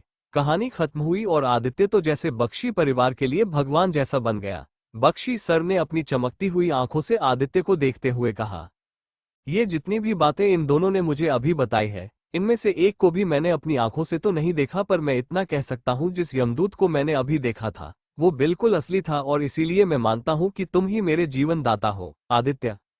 मैं रिटायर्ड जनरल रामकृष्ण बख्शी तुम्हें अपनी जुबान देता हूं कि आज से ये बख्शी परिवार हमेशा तुम्हारा एहसानमंद रहेगा। अगर तुम्हें कभी कोई जरूरत हो या मुसीबत हो, बस एक बार हमें याद करना। हम हमेशा तुम्हारे साथ रहेंगे। आज से तुम खुद को बख्शी फैमिली का ही एक हिस्सा समझना। आदित्य को बख्शी सर की ये बात सुनकर अंदर से बहुत अच्छा लगा, क्योंकि वो जानता था कि जिस काम को करने के लिए वो आया था उसने उसे पूरा कर लिया है। अगर बख्शी जिंदा है तो अब उसे इस शहर में किसी से डरने की जरूरत नहीं है। इससे पहले कि वो आगे कुछ और कहता, कमरे के बाहर खिड़की से झांक रहे लोगों ने चिल्लाना शुरू कर दिया। बख्शी सर को होश आ गया। होश आ गया बख्शी सर को। इस आदमी ने कमाल कर दिया। दरवाजा खुला और एक सेकंड में भीड़ उमड़कर अंदर आ गई। उस भीड़ में बख्शी परिवार, डॉक्टर ईरानी और आदित्य बिस्तर के पास खड़े थे। लगभग 50 लोग उस कमरे में खड़े थे, लेकिन कोई भी आदमी कुछ भी बोलने के लिए तैयार नहीं था। सब बस बख्शी सर की तरफ ऐसे देख रहे थे मानो बिस्तर पर कोई इंसान नहीं भूत बैठा है। भीड़ के आने से डॉक्टर ईरानी को थोड़ा होश आया और उन्होंने पास में खड़ी नर्स से कहा, कॉल डॉक्टर कुमावत क्विकली, हमें सर का एक बार फुल बॉडी चेकअप करना पड़ेगा। डॉक्टर को टोकते हुए बख्शी बोले, नहीं डॉक्टर, मुझे किसी चेकअप की जरूरत नहीं है। मैं एकदम फिट और फाइन हूँ। मैं अंदर से ये फील कर सकता हूँ। मैं इसी वक्त दौड़ तक सकता हूँ। इतना कहने के बाद बख्शी सर ने अपने दोनों हाथों से आदित्य के हाथ को थामते हुए कहा, ये सब तुम्हारी वजह से हुआ है young man, thank you so much. Aditya ने रिस्पेक्ट के साथ बख्शी के दोनों हाथों को उनकी गोद में वापस रख दिया। इसके बाद आदित्य जाकर डॉक्टर ईरानी के पास हाथ बांधकर खड़ा हुआ। उसने सरकास्टिक टोन में उनसे कहा, क्या हुआ डॉक्टर ईरानी? अब आप मानते हैं न कि आप एक नासमझ डॉक्टर हैं जिसने बहुत जल्दी हार मान ली थी। डॉक्टर ईरानी ने हल्की सी मुस्कान के साथ मुंह नीचे कर लिया। आदित्य ने दोबारा उनसे कहा, मैं सुनना चाहता हूं आपसे। डॉक्टर ईरानी, क्या आप एक बार बोलकर अपना एक्सेप्टेंस देंगे कि आप एक नासमझ डॉक्टर हैं? डॉक्टर की हंसी चली गई और चेहरे का रंग सूखने लगा। उन्हें पता था कि जितनी बेइज्जती आदित्य की उन्होंने की थी, अब आदित्य उसका बदला लेगा। उन्होंने धीरे से आदित्य की तरफ नजरें उठाते हुए कहा, हाँ आदित्य, इन सब लोगों के सामने मैं आज मानता हूं कि तुम्हें मेडिकल साइंस का महान ज्ञान है और मैं नासमझ हूं। इतनी बात सुनकर ही आदित्य ने फिर से कहा, लेकिन डॉक्टर, आपने तो कहा था कि आप मुझे अपने हाथों से चाय बिस्किट खिलाएंगे और फिर पांव धोकर पानी भी तो पीना है, उसका क्या? डॉक्टर ईरानी का चेहरा लाल पड़ गया। भीड़ की नजर उन्हें ही देख रही थी और वो शर्म से पानी पानी हो रहे थे। एक बच्चे ने उनके 40 साल के करियर की धज्जियां 4 मिनट में उड़ाकर रख दी थी और वो कुछ भी नहीं कर पाए थे। उन्होंने हिम्मत भर कर कहा, आदित्य, मैं तुम्हारे पांव छूता हूं। मुझे अपना स्टूडेंट बना लो। इतना कहकर डॉक्टर ईरानी आदित्य के पांव छूने के लिए आगे बढ़े ही थे कि अचानक आदित्य को अपनी पिछली जिंदगी से याद आया कि किस तरह डॉक्टर ईरानी के स्कैम का खुलासा हुआ था जब शहर में हाहाकार मच गया था। ये बात सामने आई थी कि डॉक्टर ईरानी ने कई सारे लोगों के ऑर्गन्स को निकालकर उनसे पैसे कमाया था। अदालत ने उन्हें 12 साल की सजा दी थी और पुलिस उन्हें अरेस्ट करने जा ही रही थी कि डॉक्टर ईरानी ने अपने घर में सुसाइड कर लिया था। आज जब आदित्य को ये किस्सा याद आया तो उसने सोचा कि अब वो सब कुछ बदल सकता है, अभी भी बहुत टाइम है। आदित्य ने उन्हें बीच में ही रोक लिया और गले से लगा लिया, लेकिन उसका असली उन्हें अपने मकसद गले लगाना नहीं था। आदित्य ने डॉक्टर ईरानी के कान में धीरे से फुसफुसाया, डॉक्टर, मैं जानता हूं कि तुम दुनिया के सामने तो बहुत शरीफ बनते हो, लेकिन अंदर से तो तुम एक शैतान से कम नहीं। मुझे पता है कि तुम बहुत सारे लोगों के पैसे के लिए ऑर्गन चुराकर बेचे हैं, पर डॉक्टर याद रखना कि तुम लोगों की किडनियां बेचकर और उनके जिस्म के साथ खिलवाड़ करके तुम ज्यादा दिन जिंदा नहीं रह पाओगे। अगर मैं किसी को जान दे सकता हूं तो मैं किसी की जान ले भी सकता हूं। इसे मेरी धमकी समझ लेना और अपने जितने भी धंधे हैं उन्हें बंद कर लेना। अब मैं तुम्हें छोड़ दूंगा और बस एक मुस्कान के साथ तुम मुस्कुराते रहना। आदित्य ने डॉक्टर को छोड़ा और डॉक्टर ने वैसा ही किया जैसा आदित्य ने उसे कहा था। भीड़ अब आदित्य की तरफ देख रही थी, जिन्हें देख आदित्य ने कहा, नहीं डॉक्टर, मेरे पांव छूकर अपना कद छोटा मत कीजिए। बेशक आप यहां हार गए हो, पर आप एक्सपीरियंस और एज में तो मुझसे बड़े ही हो। अपनी लाइफ में आपने वो अचीव किया है जो मैं कभी सोच भी नहीं सकता। ना जाने कितने लोग आपको भगवान का दर्जा देते हैं। मेरे पांव छूकर उन लोगों के लिए अपनी गरिमा मत गिराए।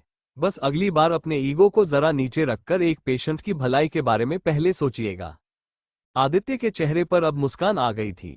भीड़ भी अब उसे एक भले आदमी के रूप में देख रही थी। बख्शी को हंसते बोलते देख भीड़ भी अब बेफिक्र होकर अपने अपने घर जाने लगी। कमरे में अब सिर्फ बख्शी परिवार, आदित्य, डॉक्टर ईरानी, सिक्योरिटी, पुलिस वाले, पीए यादव और निखिल ही खड़े थे। भीड़ के जाते ही आदित्य का ध्यान निखिल की तरफ गया और उसने देखा कि निखिल एक कोने में चुपचाप खड़ा उसे ही घूर रहा है। आदित्य उसे कुछ कहता उससे पहले ही अनामिका ने निखिल की ओर बढ़ते हुए कहा, क्या हुआ निखिल, अब तुम इतने चुप क्यों हो? पहले तो बहुत कह रहे थे आदित्य शराबी है, पागल है, लेकिन देखो अब तो दादू बिल्कुल ठीक है। अब तुम कुछ नहीं कहोगे? तुम मेरी बात मानो अनामिका, ये सच में पागल है। मुझे तो समझ ही नहीं आ रहा कि इसने ये किया कैसे। How can he do this? I don't trust him. And now you will say that you don't trust Dadu is alive, right? Anamika ने आवाज थोड़ी ऊंची करते हुए कहा। यस अनामिका, मुझे तो लगता है कि ये इस पागल की ही कोई ट्रिक है। इसी ने कुछ किया होगा और फिर यहां आकर बख्शी सर को ठीक कर दिया। It's all planned. Oh come on Nikhil, don't say things like this. अगर आदित्य एक ट्रिकस्टर है तो फिर तुम क्या हो? एक मैजिशियन? अनामिका की बात सुनकर निखिल कुछ नहीं कहता है और बस इधर उधर देखकर उससे नजरें चुराने की कोशिश करता है। अनामिका का गुस्सा नहीं रुकता और वो आगे बोलती है, I know who you are, just a stupid random guy. अगर तुम्हारी फालतू की बातें सुनकर हमने आदित्य को पागल समझ लिया होता तो आज हम दादू को हमेशा के लिए खो देते। जितनी जल्दी हो सके यहां से चले जाओ, वरना तुम्हारी 2 कौड़ी की इज्जत उछालने में मुझे टाइम नहीं लगेगा। ये कहते हुए अनामिका फिर से जनरल बख्शी के सिरहाने जा खड़ी हुई, क्योंकि वो जानती थी कि निखिल की नीयत हमेशा से उसके लिए खराब थी। और दूसरी तरफ निखिल खुद को बेइज्जत महसूस कर कमरे से बाहर निकल गया, इससे पहले कि आदित्य निखिल को रोक पाता। निखिल अपनी BMW कार में बैठकर हॉस्पिटल से निकल गया। आदित्य उसे रोकना चाहता था। उसके मन में कई सवाल थे जिनके जवाब शायद निखिल ही दे सकता था, जैसे उसके परिवार की मौत और बर्बादी के पीछे शायद वही था क्या, या फिर निखिल का ही कोई करीबी है। ये सब पता लगाने के लिए अभी भी आदित्य के पास अब 2 साल का समय है। इन 2 सालों में उसे अपनी साधना भी पूरी करनी है और अपनी शक्तियों को इस तरह से बढ़ाना है कि वो उस दिन के लिए तैयार रहे। उसे हर दिन प्रैक्टिस करनी होगी, लेकिन आदित्य इस दुनिया से छुपते हुए कब तक अपनी साधना अपने अंदर रख पाएगा? एपिसोड 6 आने वाले खतरे की तैयारी। अब हॉस्पिटल के बाहर खड़ा आदित्य इधर उधर देख रहा था कि तभी उसे पीछे से किसी ने बुलाया। आदित्य ने पीछे मुड़कर देखा तो उसे अनामिका दिखी। वो अपनी मां अवनी के साथ जनरल बख्शी को हल्का सा सहारा देते हुए हॉस्पिटल से बाहर आ रही थी। आदित्य की ओर बढ़ते हुए अनामिका ने कहा, हमें लगा शायद आप चले गए हैं, लेकिन अच्छा हुआ आप यहीं बाहर मिल गए, बिकॉज दादू आपसे एक बार मिलना चाहते थे। अनामिका की बात सुनकर आदित्य जनरल बख्शी की ओर बढ़ा ही था कि पीछे से वीआईपी हूटर की आवाज के साथ एक व्हाइट एम्बेसडर वहां आकर रुकी, जिसमें से मिडिल एज का लंबा चौड़ा हैंडसम आर्मी ऑफिसर निकला। ये कोई और नहीं विनोद था, जनरल बख्शी का बेटा, जिसे देख खुशी से झूमते हुए अनामिका ने कहा, पापा आप आ गए। विनोद को देख बख्शी फैमिली के चेहरे पर मुस्कान आ गई, लेकिन दूसरी ओर विनोद के चेहरे पर चिंता और तनाव साफ झलक रहा था। पापा आप इतनी जल्दी बाहर कैसे आए? मुझे तो डॉक्टर ने फोन पर बोला था कि आप बेड से उठ भी नहीं सकते और फिर आप यहाँ चलकर कैसे आ गए? क्या चल रहा है यहाँ? कोई मुझे बताएगा? विनोद को टेंशन में देख बख्शी सर ने पहले तो उसे रोका और फिर थोड़ा मुस्कुराते हुए कहा, अरे भाई थोड़ा सब्र तो करो, सब बताते हैं। जनरल बख्शी, अनामिका और अवनी सारी कहानी विनोद को बताते हैं। जैसे जैसे कहानी आगे बढ़ती है विनोद की आंखें क्यूरियोसिटी से बड़ी हो जाती है और वो बख्शी सर की तरह आदित्य को घूरना शुरू कर देता है। आदित्य भी विनोद को देखता है, उसके चेहरे पर खुशी होती है। विनोद दिखने में हट्टा कट्टा 6 फुट लंबा आदमी था, जिसकी आंखें ऐसी पैनी थी कि वो आदित्य को बस घूरने से ही अपनी ताकत बता पा रहा था। जैसे ही कहानी खत्म हुई विनोद आदित्य की तरफ बढ़ा और उसने उसे कसकर गले से लगा लिया और कहा, thank you so much Aditya, we are very pleased and happy to have you with us. हम आपका ये एहसान कभी भी नहीं चुका पाएंगे, लेकिन मेरा बस एक सवाल है कि आपने ये सब कुछ किया कैसे? विनोद ने आदित्य को छोड़ते हुए पूछा। इससे पहले कि आदित्य कुछ कह पाता हंसते हुए बख्शी सर ने कहा, इट्स हिज ओन सीक्रेट, मैं ठीक हूं, इस बात की खुशी मनाओ। बख्शी सर आदित्य को देखते हुए कहते हैं, आप अभी कहाँ जाएंगे? आप मुझे बता दीजिए वजीर, आपको कहीं भी छोड़ देगा। वजीर इधर आना। विनोद ने गाड़ी की ओर देखते हुए कहा। गाड़ी से एक और 6 फीट का गोरा और शरीर से लंबा चौड़ा नौजवान निकला, जिसे देखकर ही लग रहा था कि वो रोज जिम जाकर कड़ी मेहनत करता है। चेहरे पर बड़ी दाढ़ी और छोटी आंखें जिससे वो सब पर नजर रख रहा था। उसने बख्शी सर को झुककर सलाम किया। बख्शी सर ने मुस्कुराकर उसके कंधे पर हाथ रखा और कहा, ये वजीर है आदित्य, ये हमारे सबसे खास दोस्त जुबेर अहमद का भतीजा है।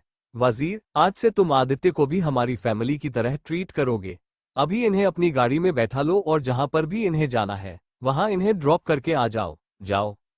आदित्य ने एक हल्की सी मुस्कान के साथ कहा, इट्स ओके सर, आज मुझे वॉक करके ही घर जाने का मन है, बट हाँ अगर फिर कभी मुझे इसकी जरूरत हुई तो मैं बेझिझक आपसे कह दूंगा, but it's okay for now, thank you so much for asking. किसी को भी आदित्य का ऑफर ठुकराना समझ नहीं आया, लेकिन इसके पीछे कारण ये था कि आदित्य को एकांत में जाकर अपनी साधना करनी थी ताकि वो अपनी एनर्जी के बैलेंस को मेंटेन कर सके। उसने पहले ही सोच लिया था कि यहाँ से निकलकर वो पहले अपनी साधना पूरी करेगा और उसके बाद अपने घर जाएगा।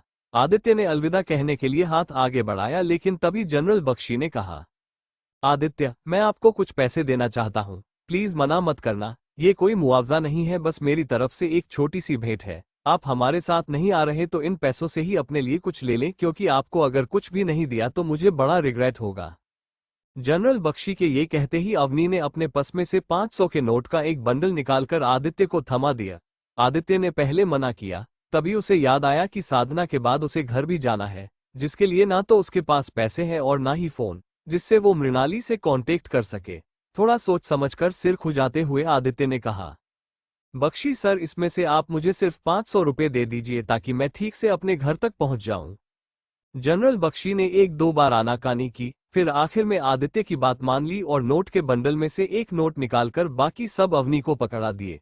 अवनी ने बंडल अपने पस में रखते हुए कहा, अगर फ्यूचर में भी आपको कोई प्रॉब्लम हो या पैसों की जरूरत हो, please feel free to ask and I will deposit it in your account immediately. Account word सुनते ही आदित्य सोचता है कि उसका बैंक अकाउंट तो है, पर 10,000 साल दूसरी दुनिया में बिताने के बाद उसे बस अपने परिवार की मौत का बदला, अपने रिश्तेदारों और जो लोग उसकी जिंदगी में इंपॉर्टेंस रखते थे उनके नाम के बारे में पता है। अपना कार्ड नंबर याद रखना या उसके बारे में सोचना उसके लिए जरूरी नहीं था। ये सोचते हुए आदित्य ने कहा, मेरे पास कोई कार्ड या बैंक अकाउंट नहीं है, शुक्रिया इसके लिए। बस अभी के लिए मैं एक चीज आप सबसे चाहता हूं कि कमरे के अंदर जो भी हुआ वो सिर्फ हमें ही पता है और आप उसे हमारे बीच में ही रखना। मैं नहीं चाहता कि लोगों को मेरी शक्तियों के इस्तेमाल के बारे में कुछ पता चले, वरना दुनिया मुझे जोकर समझेगी या भगवान, और मैं दोनों ही नहीं बनना चाहता। अब मैं चलता हूं। कहते हुए आदित्य बख्शी सर और विनोद से हाथ मिलाता है और हॉस्पिटल के एग्जिट की तरफ निकल जाता है। अवनी और अनामिका गाड़ी में बैठते हैं और जनरल बख्शी आदित्य को जाता हुआ देख विनोद से कहते हैं, विनोद, मैं चाहता हूं कि तुम वजीर को आदित्य के पीछे लगा दो, लेकिन उन्हें पता मत लगने देना। मुझे लगता है कि आदित्य को हमारी मदद तो चाहिए, लेकिन वो बोलने में कतरा रहे हैं। ध्यान रखना, अगर इन्हें कोई भी प्रॉब्लम हो तो हम कभी भी पीछे नहीं हटे। वजीर को अभी से ही बोल दो कि वो आदित्य को फॉलो करता रहे और कुछ भी हो तो मुझे रिपोर्ट जरूर मिलना चाहिए। जी पापा। ये कहते हुए विनोद और जनरल बख्शी अपनी कार में बैठ घर की ओर निकल पड़ते हैं। वहीं दूसरी ओर निखिल कार को ऐसे भगाता है जैसे वो किसी से भाग रहा हो। अपने आप से बड़बड़ाता हुआ वो कहता है, ये पागल आदित्य समझता क्या है अपने आप को। इसने सबके सामने मेरी बेइज्जती कर दी और अनामिका ने भी मुझे थप्पड़ मारने की धमकी दी। आदित्य तूने ये करके अपनी मौत को बुलावा दे दिया है। अगर मेरा बस चलता तो मैं तुझे वही मार डालता, लेकिन मुझे अभी भी समझ नहीं आ रहा कि तूने बख्शी को ठीक किया तो किया कैसे। ऐसी क्या ताकत आ गई है तुझमें कि तू मरते हुए को जिंदा कर सकता है। लगता है तुझे आज ही सबक सिखाना पड़ेगा। निखिल ये सोचता ही है कि उसका फोन बजने लगता है। फोन पर वो दिखता है कि कॉल जाने पहचाने नंबर से आया है। गाड़ी को साइड में रोकते हुए निखिल फोन उठाता है। हेलो, तुम पहुंच गए। हाँ सर। देखो, हॉस्पिटल में एक आदमी होगा, लंबी दाढ़ी और बाल, आंखें ऐसी कि नशे में ही रहता हो, उसी को मारना है। ऐसा सेम आदमी अभी बहुत देर तक गेट पर खड़ा था, कोई आर्मी ऑफिसर से बात कर रहा था और अभी जस्ट निकला है। कहो तो रास्ते में ही निपटा दें। अरे अभी नहीं, वो कोई नॉर्मल आर्मी ऑफिसर नहीं था, वो आर्मी जनरल विनोद था। अभी उसको कुछ मत करो, उसको फॉलो करो और जहां भी अकेला दिखे अपना काम कर दो। ठीक है सर। निखिल फोन काट देता है और फिर से अपनी गाड़ी चलाने लगता है। आदित्य रास्ते में अकेला चला जा रहा था। तभी उसने याद किया कि पिछली लाइफ में जब निखिल और सिंघानिया ग्रुप के लोगों ने आदित्य को पागल घोषित कर दिया किया था, तो कई जगह पर उसकी सिग्नेचर को फर्जीवाड़े में यूज किया और उसके अकाउंट में से 3 लाख रुपए निकाले थे, जो आदित्य बहुत टाइम से सेव कर रहा था। जब मृणाली को इस बात का पता चला तो उसने आदित्य का बैंक अकाउंट बंद करा दिया और कार्ड भी छीन लिया था। यही कारण था कि उसके पास अब कोई पैसे नहीं थे, क्योंकि उसके सारे पैसे का हिसाब अब मृणाली ही रखती थी और आदित्य अपनी ज्यादातर जिंदगी उधारी पर ही बिताता था।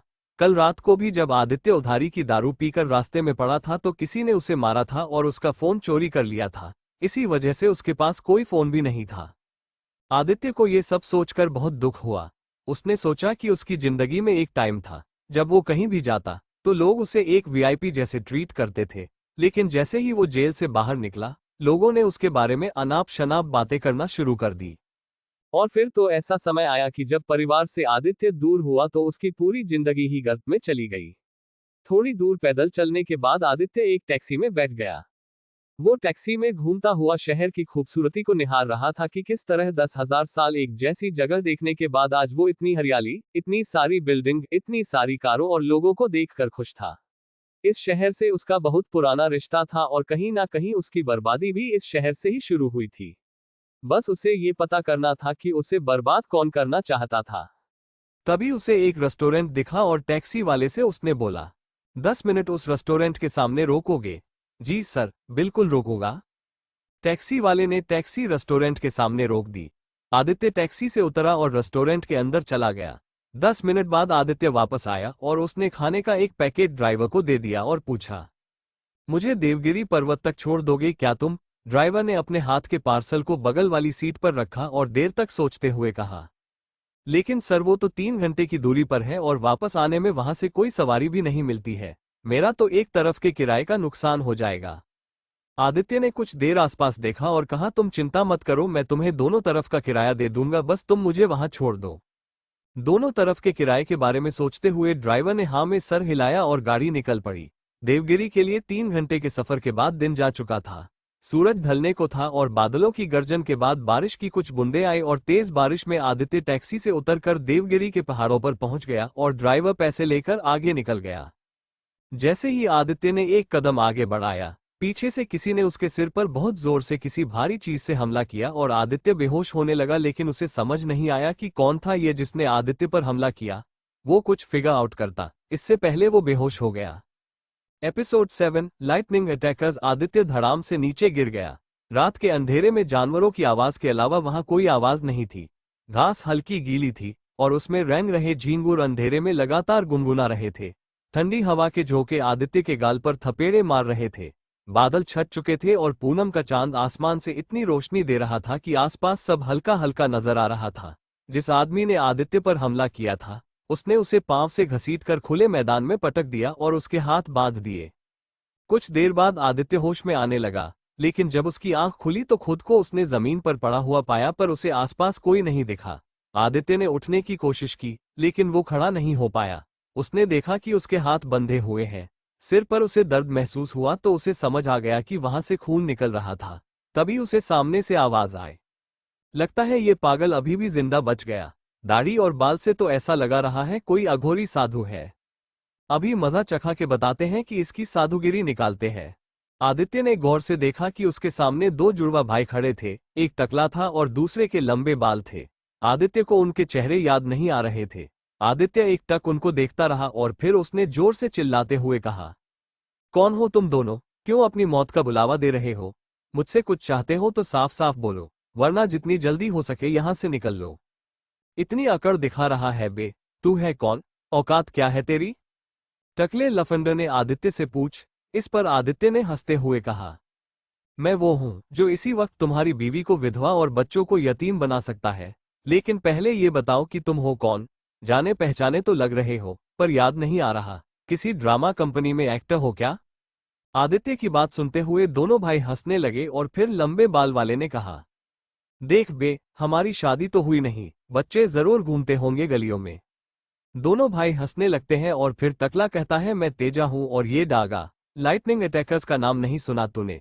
अगर नहीं सुना तो फिर तू बहुत बड़ी गलती कर रहा है तू। आदित्य को ये नाम सुनते ही याद आया कि लाइटनिंग अटैकर्स क्या चीज थी। ऐसा बताया जाता था कि इनके हमले की स्पीड लाइट के बराबर रहती है, कोई भी इनके हमले से बच नहीं पाता है। आदित्य ने एक बार फिर उनसे कहा, देखो तुम जो कोई भी हो, जितनी जल्दी हो सके यहां से चले जाओ, नहीं तो फिर बाद में जाने लायक नहीं रहोगे। दोनों भाई एक दूसरे को देखने लगे और फिर तेजा ने कहा, बड़े, हम इससे बात ही करते रहेंगे या इसे मारेंगे भी?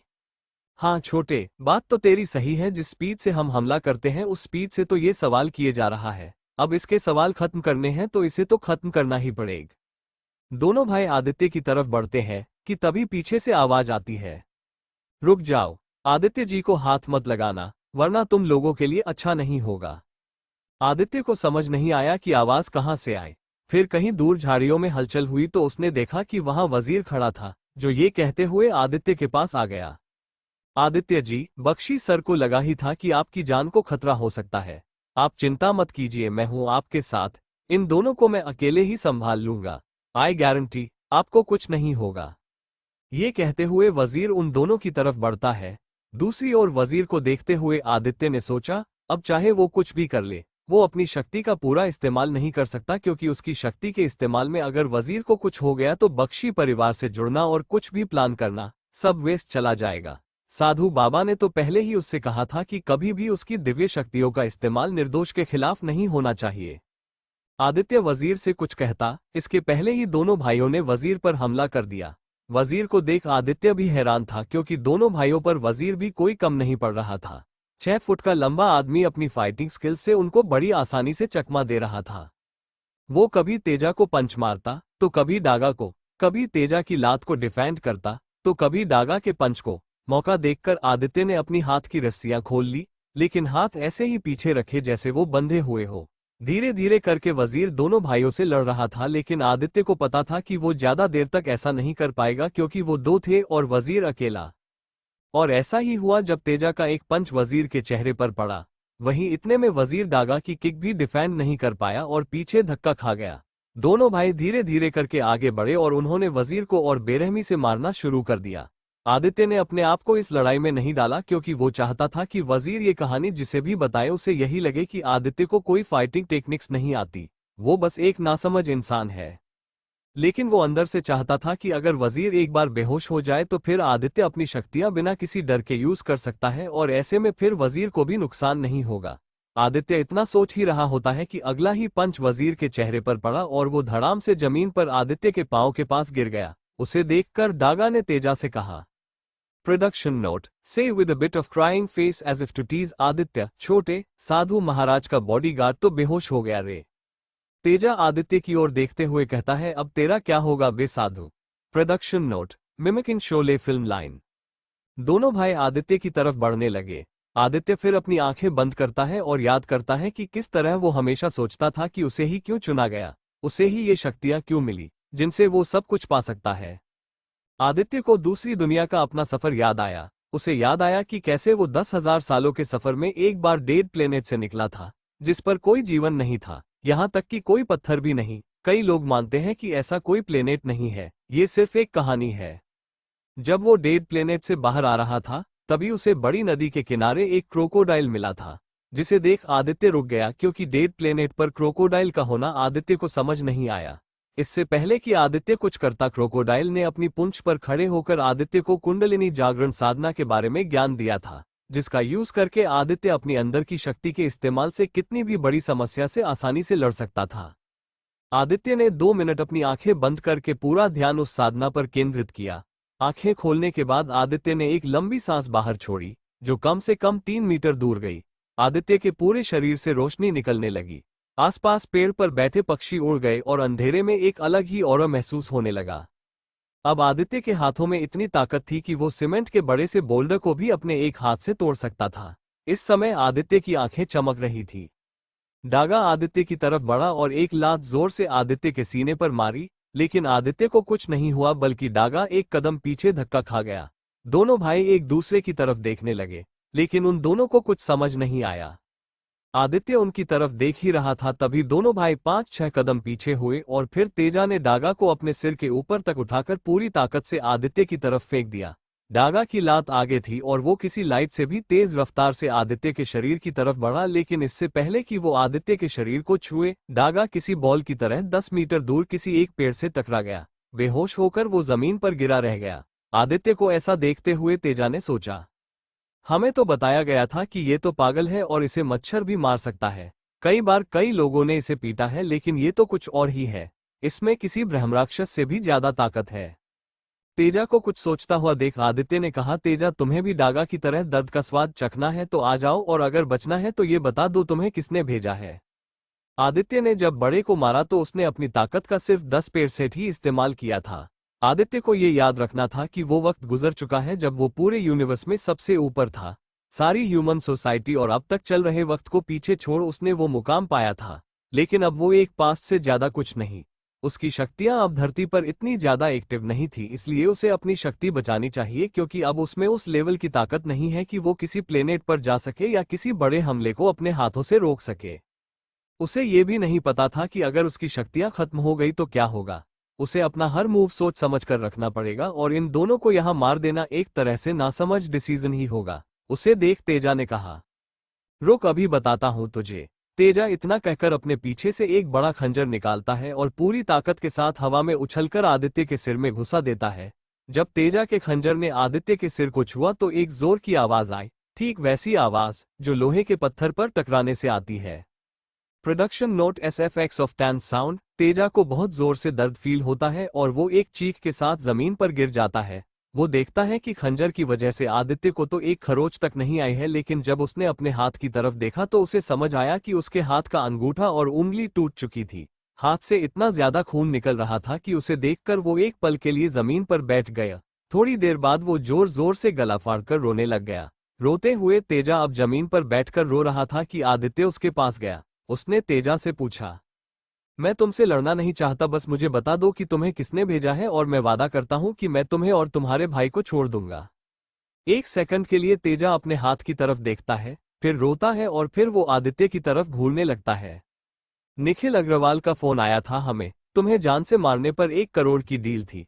हमें भी लगा था कि एक आदमी को मारने को इतने पैसे क्यों मिल रहे हैं। हमें तो पता भी नहीं था कि तुम कौन हो। तुम आखिर हो कौन? ऐसा कैसे हो सकता है कि खंजर ने तुम्हें जरा भी नुकसान नहीं पहुंचाया? तुम कोई भूत हो या सुपरमैन?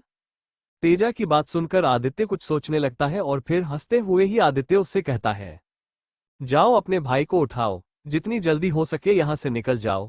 याद रखना कि यहां जो भी हुआ है इसके बारे में किसी को मत कहना। अगर मुझे पता चल गया कि तुमने बाहर कुछ बताया है तो फिर तुम्हारी खैर नहीं। इतना सुनते ही दोनों वहां से भागकर अंधेरे में कहीं पर गायब हो जाते हैं। आदित्य खड़ा खड़ा अपने आप से कहता है, निखिल अग्रवाल, ये आदमी मुझे चैन से जीने क्यों नहीं देना चाहता। पिछली लाइफ में भी बहुत बार मुझे परेशान किया इसने और अभी भी ये यही कर रहा है। लेकिन इस बेवकूफ को पता नहीं है कि मैं अब वो आदित्य नहीं हूं जिसे ये कभी भी पागल बना सकता था। अब मैं तुझे छोड़ूंगा नहीं निखिल अग्रवाल। एक घर वापसी आदित्य के सामने अंधेरे में दोनों भाई रफू चक्कर हो गए। जब वो गए तो आदित्य को ध्यान आया कि उसे हर दिन थोड़ा समय अपनी साधना में देना पड़ेगा ताकि वो अपनी शक्तियों के बैलेंस को बनाए रख सके। वो सोचने लगा कि किस तरह जब वो दूसरी दुनिया में था तो उसने कितने ही दुष्ट विचारों और बीमारियों के राजाओं से लड़ाई की थी। हर लड़ाई के बाद उसे ही अपने घावों को खुद ठीक करना पड़ता था। शुरुआत में जब साधु महाराज ने उसे अपने आप को ठीक करना सिखाया, तब आदित्य को बहुत हैरानी हुई थी कि कोई भी इंसान अपने आप को ठीक कर सकता है, और वो भी किसी दूसरी शक्ति के बिना। लेकिन ये सब कैसे?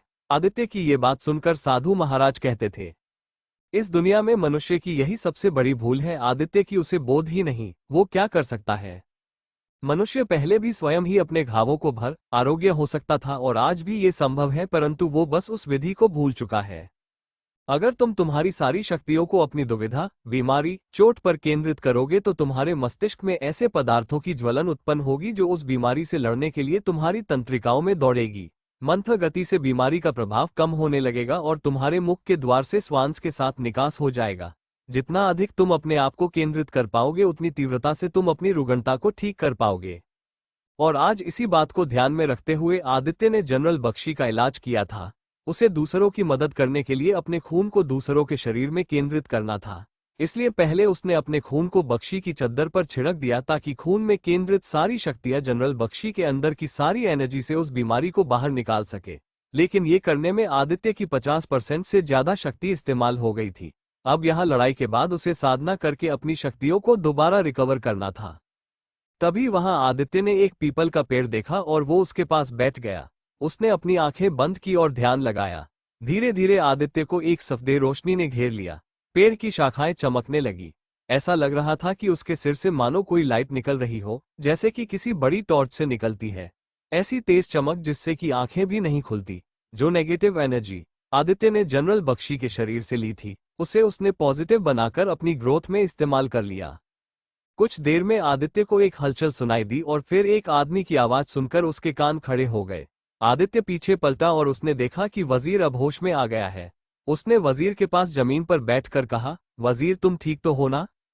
Production note, put some chanting music where he meditates. Aditya ने देखा कि वजीर का चेहरा सूज गया है। कई जगह पर खून निकल रहा है और उसके हाथ पांव भी सही नहीं लग रहे। जैसे तैसे करके वजीर खड़ा हुआ, तब आदित्य ने देखा कि वजीर का पूरा शरीर ढीला पड़ चुका है। आदित्य ने उसे कंधे से सहारा देकर खड़ा किया। वजीर ने होश संभालते हुए पूछा, आदित्य जी आप ठीक है ना? आपको कोई चोट तो नहीं आई? और वो दोनों भाई कहाँ हैं? आदित्य ने दिखावा करते हुए कपड़े झाड़े और कहा, हाँ वजीर मैं बिल्कुल ठीक हूँ, लेकिन तुम तो ठीक हो ना? हाँ सर, बस कुछ चोट लगी है। अब वो दोनों वापस आए इसके पहले हम दोनों को यहाँ से निकल जाना चाहिए। लेकिन क्या हम शहर तक पैदल जाएंगे वजीर?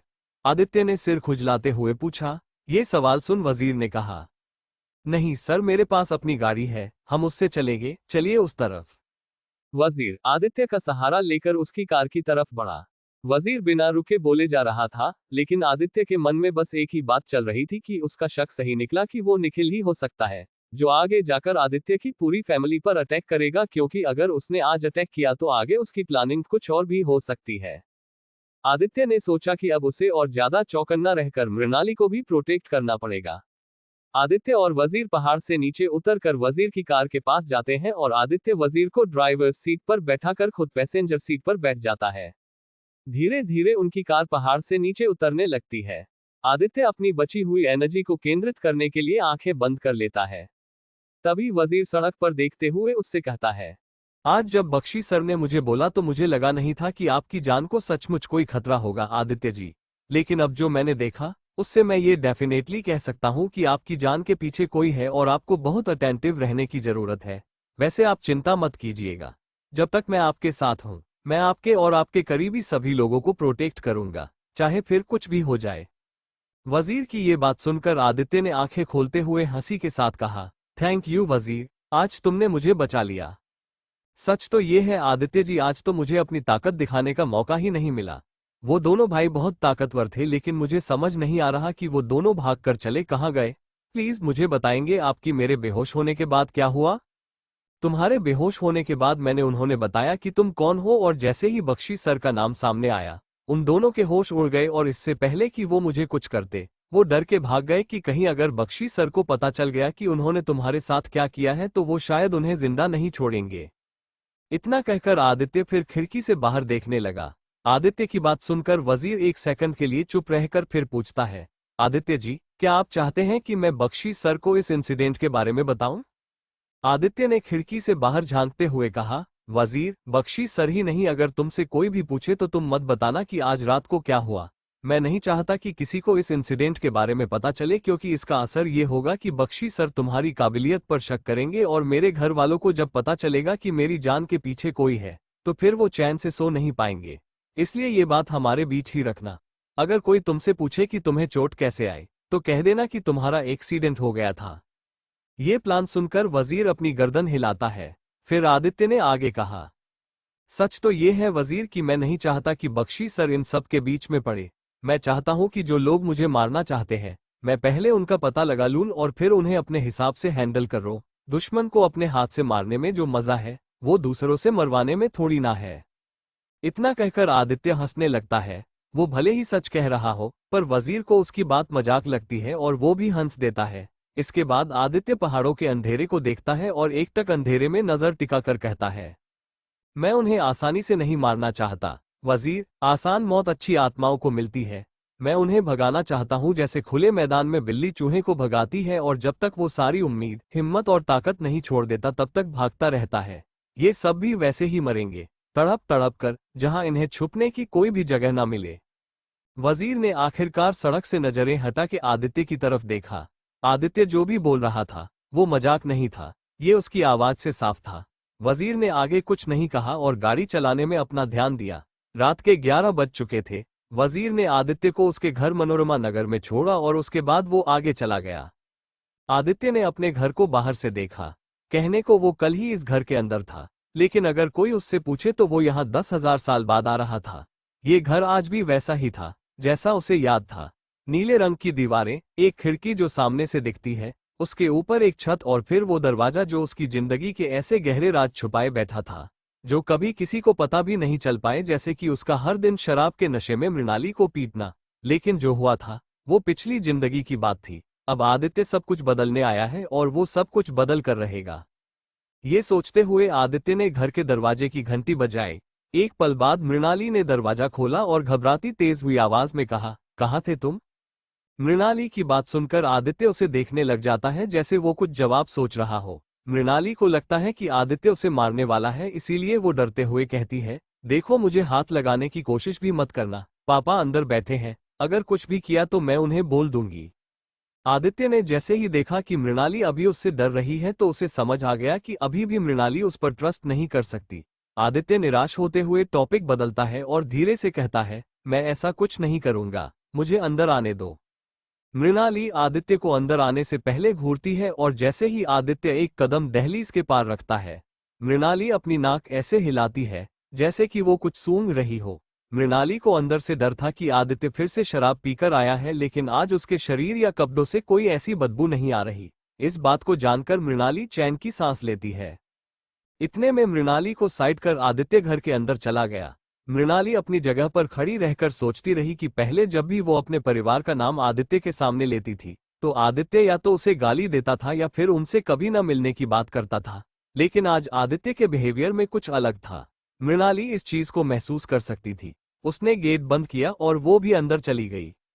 जब आदित्य अंदर पहुंचा तो सोफे पर उसके ससुर श्री चंद्रगुप्ता बैठे हुए थे।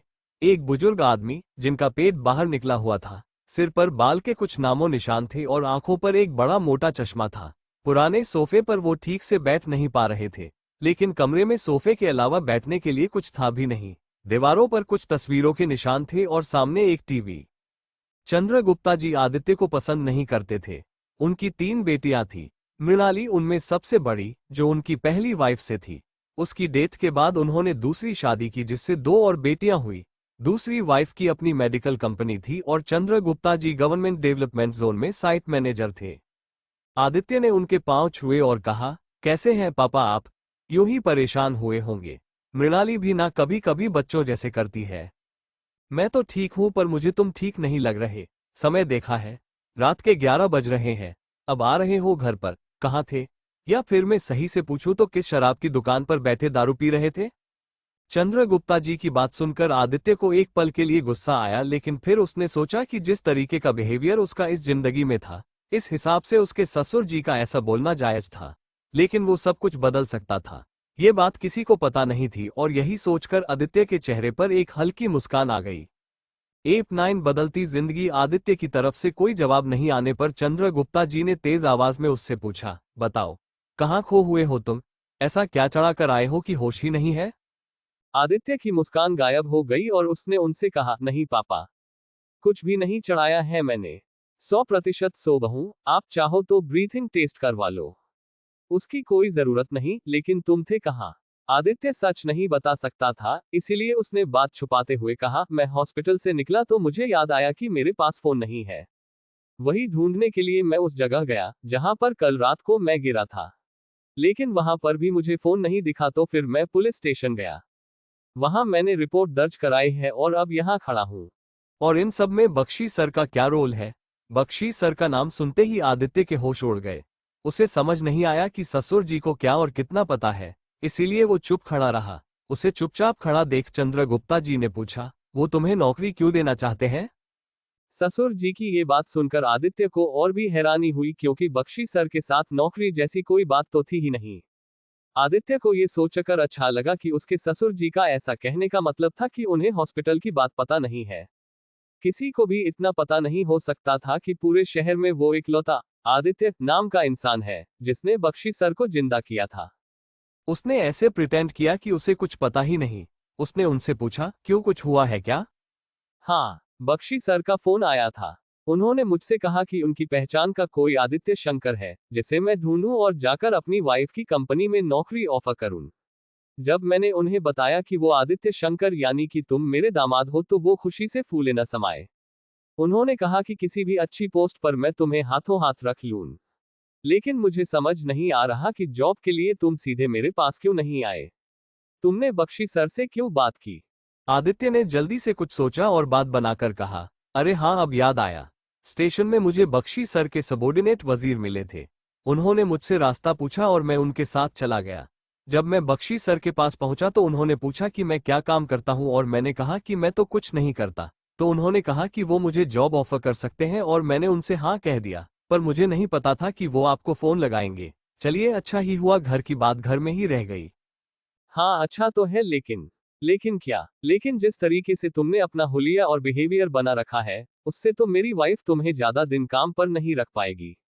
तुम उसके नेचर को जानते ही हो। बख्शी सर को शायद तुम्हारी शक्ल देखकर तुम्हारी आदतों का पता नहीं चला हो, पर तुम ये जान लो कि तुम जॉब पर तभी टिक पाओगे जब अपने बिहेवियर और इस जंगली लुक को छोड़ोगे। आदित्य 10,000 साल की साधना से लौटा था।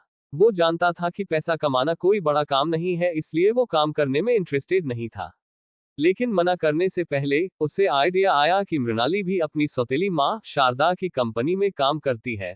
अगर आदित्य भी उसी ऑफिस में जाएगा तो मृणाली का ध्यान आसानी से रख पाएगा और उसके साथ भी रह पाएगा। ये सोचकर उसने कहा, आप चिंता मत कीजिए, मैं पूरी ईमानदारी से काम करूंगा और रही बात हुलिये की, तो वो मैं कल सुबह ही जितना हो सके ठीक कर लूंगा। आदित्य की बात सुनकर चंद्रगुप्ता जी थोड़ी देर चुप रहे। वो सोच रहे थे कि क्या आदित्य अपनी बात पर खरा उतरेगा। फिर उन्होंने उदास मन से कहा, ठीक है, मैं तुम्हें पब्लिक रिलेशंस डिपार्टमेंट में नौकरी देता हूँ। कल 11 बजे मृणाली के साथ ऑफिस आकर जॉब ज्वाइन कर लेना। अब मैं चलता हूँ, बहुत रात हो गई है। कोशिश करना कि मुझे कंप्लेन सुनने को न मिले। इतना कहकर चंद्रगुप्ता जी खड़े होकर कमरे से बाहर निकल गए। मृणाली उन्हें गेट तक छोड़कर आई और आदित्य आईने में अपना चेहरा देखने लगा। बड़े घने बाल और दाढ़ी उसके चेहरे पर थी और वो खुद को नहीं पहचान पा रहा था। उसने फैसला किया कि वो अपनी जिंदगी की एक नई शुरुआत को अंजाम एक अच्छे हुलिये और बिहेवियर के साथ देगा।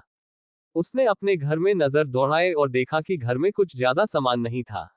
दीवारों का नीला रंग छूटने लगा था और वहां एक रूखापन सा था।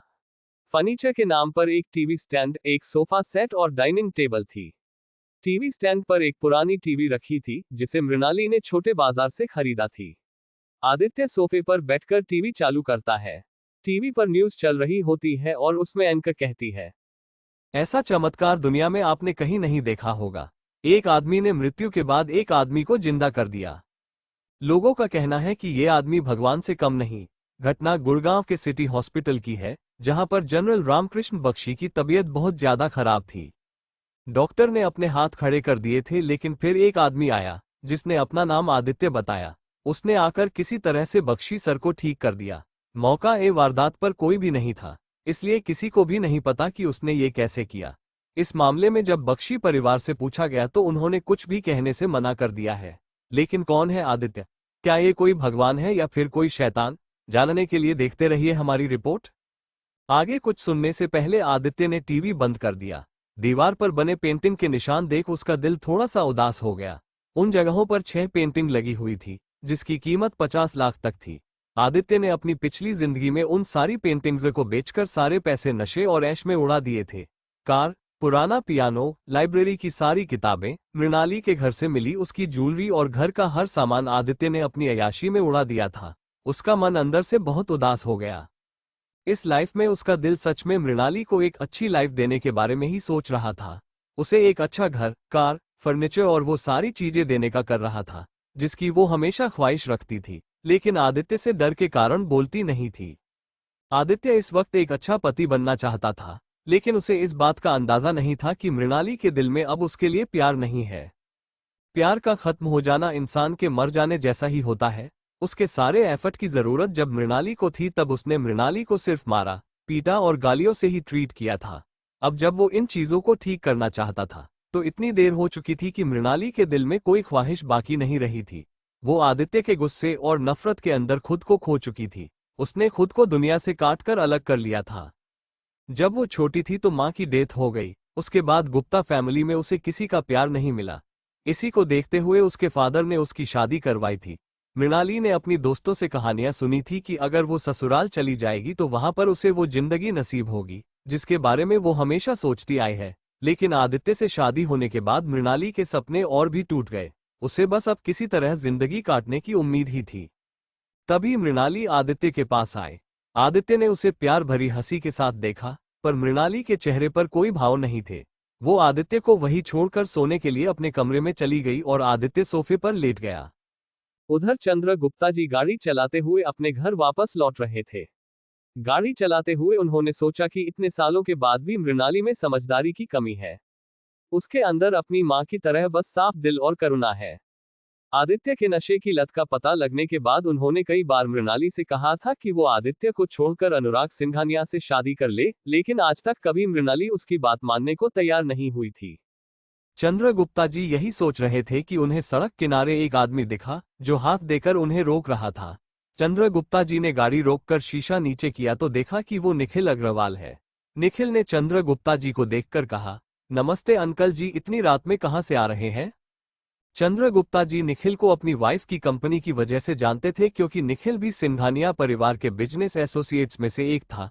उसका आना जाना कंपनी में लगा रहता था। निखिल को सड़क पर देखते हुए उन्होंने कहा, निखिल, तुम इतनी रात को पैदल कहाँ जा रहे हो? आओ मैं तुम्हें छोड़ देता हूँ। ये सुनकर निखिल जल्दी से गाड़ी के अंदर बैठ गया। उसके चेहरे पर एक अजीब सी मुस्कान थी जिसे चंद्र गुप्ता जी समझ नहीं पा रहे थे। निखिल ने कंफर्टेबल होते हुए उनसे कहा, अंकल आपने बताया नहीं, कहाँ गए थे इतनी रात को आप? अरे मैं दरअसल आदित्य के यहाँ गया था। वहाँ मामला थोड़ा उलझा रहता है, इसीलिए आना जाना लगा रहता है। आदित्य का नाम सुनकर निखिल के चेहरे की मुस्कान और भी अजीब हो गई। उसने मन ही मन सोचा कि लाइटनिंग अटैकर्स ने आदित्य की हालत इतनी खराब कर दी होगी कि इतनी रात को चंद्रगुप्ता को वहां जाना पड़ा। उसने अपनी मुस्कान को काबू में करते हुए पूछा, क्या हुआ अंकल? सब ठीक तो है ना? आप कुछ परेशान लग रहे हैं। हाँ निखिल, सब ठीक तो है, लेकिन तुम्हें तो पता ही है, ये आदित्य दिन भर नशे में रहता है और इसकी अपनी जिंदगी का कोई ठिकाना ही नहीं रहता। आज सुबह भी जब से हॉस्पिटल से निकला है तब से ना तो उससे एक कॉल लगाते बना और ना ही इसने किसी को इन्फॉर्म करने के बारे में सोचा।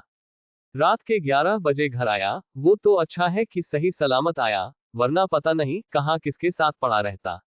ये क्या करता क्या नहीं, हमें तो कुछ समझ ही नहीं आता। सही सलामत आया मतलब? निखिल ने चौंक कर उनसे पूछा। जो आदमी शराब के नशे में गिरता पड़ता रहता हो और आज जब वो बिना पिए आ जाए तो सही सलामत ही कहलाएगा ना? चंद्र गुप्ता जी की बात सुनकर निखिल के कान खड़े हो गए। ऐसा कैसे हो सकता है कि इतनी रात को भी आदित्य सही सलामत आया? निखिल ने आदित्य को मारने के लिए लाइटनिंग अटैकर्स को भेजा था, लेकिन क्या उन्होंने उसे ठिकाने नहीं लगाया? तभी चंद्र गुप्ता जी ने उसे टोकते हुए कहा, कहाँ खो गए निखिल? कुछ गलत बोल दिया क्या मैंने? नहीं नहीं अंकल, ऐसी बात नहीं है। आप साइड में रोक दीजिए, मैं यहां से चला जाऊंगा। ठीक है, कहते हुए चंद्रगुप्ता जी निखिल को बीच रास्ते ड्रॉप करके चले जाते हैं, पर निखिल उन्हें जाता हुआ देख सोचता है, ऐसा कैसे हो सकता है कि आदित्य को कुछ नहीं हुआ? तो क्या उन दोनों बेवकूफों ने आदित्य को छुआ भी नहीं? ऐसा कैसे हो सकता है कि मेरे से एडवांस पैसे लेकर वो इतनी आसानी से मुझे धोखा दे जाएंगे? निखिल अपने फोन से लाइटनिंग अटैकर्स को फोन लगाता है, जहां पर छोटा भाई उसका फोन उठाता है। फिर छोटा भाई देवगिरी पर्वत पर हुई सारी बात निखिल को बताता है। छोटा भाई लास्ट में कहता है, सर आपने बोला था कि वो पागल है, लेकिन मैं आपको बता दूं कि वो कोई पागल नहीं है, पागल आप हैं जो उसे पागल समझ रहे हैं। जितनी जल्दी हो सके अपनी जान बचाकर भाग लो, क्योंकि अगर वो आदमी आ गया ना तो आपको जिंदा नहीं छोड़ेगा। रखता हूं, आज के बाद मुझे फोन मत लगाना। फोन कट होने के बाद निखिल खड़ा खड़ा सोचता है कि ये हो कैसे सकता है। कल रात की ही तो बात है कि आदित्य नशे में इतना धुत हो गया था कि उसे पता नहीं था कि वो घर कैसे जाएगा, और आज उसमें इतनी ताकत कहां से आई गई।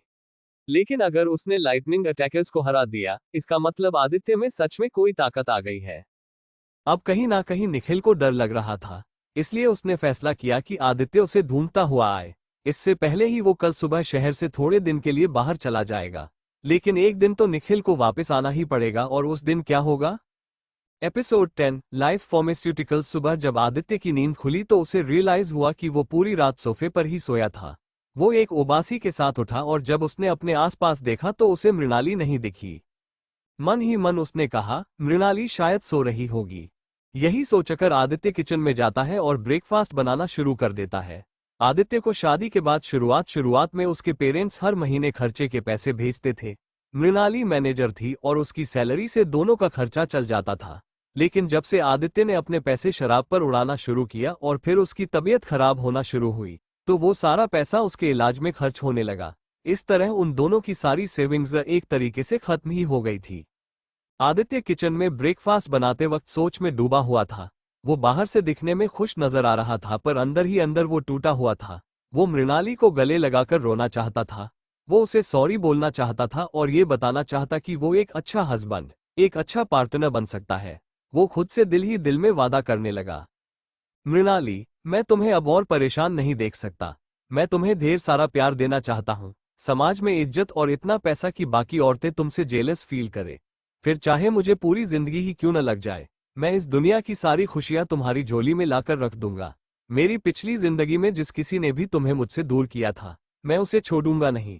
बस मैं इतना चाहता हूं कि तुम मुझे माफ कर दो।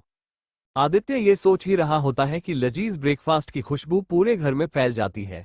जब ये खुशबू मृणाली तक पहुंचती है और वो किचन में आकर कहती है, आदित्य तुम क्या कर रहे हो?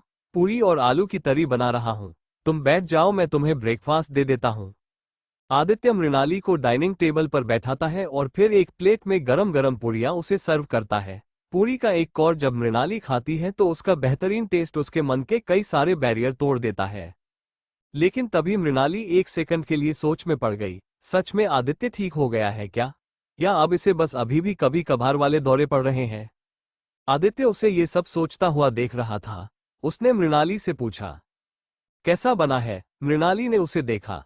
मृणाली के चेहरे पर कोई खुशी नहीं थी। उसने बड़े ठंडे अंदाज में कहा, टेस्टी है। इतना कहकर मृणाली ने थोड़ा बॉसी स्टाइल में टॉपिक बदलते हुए कहा, जल्दी से अपनी शेविंग और हुलिया ठीक कर लेना, हम 10 बजे के बाद ऑफिस के लिए निकलेंगे।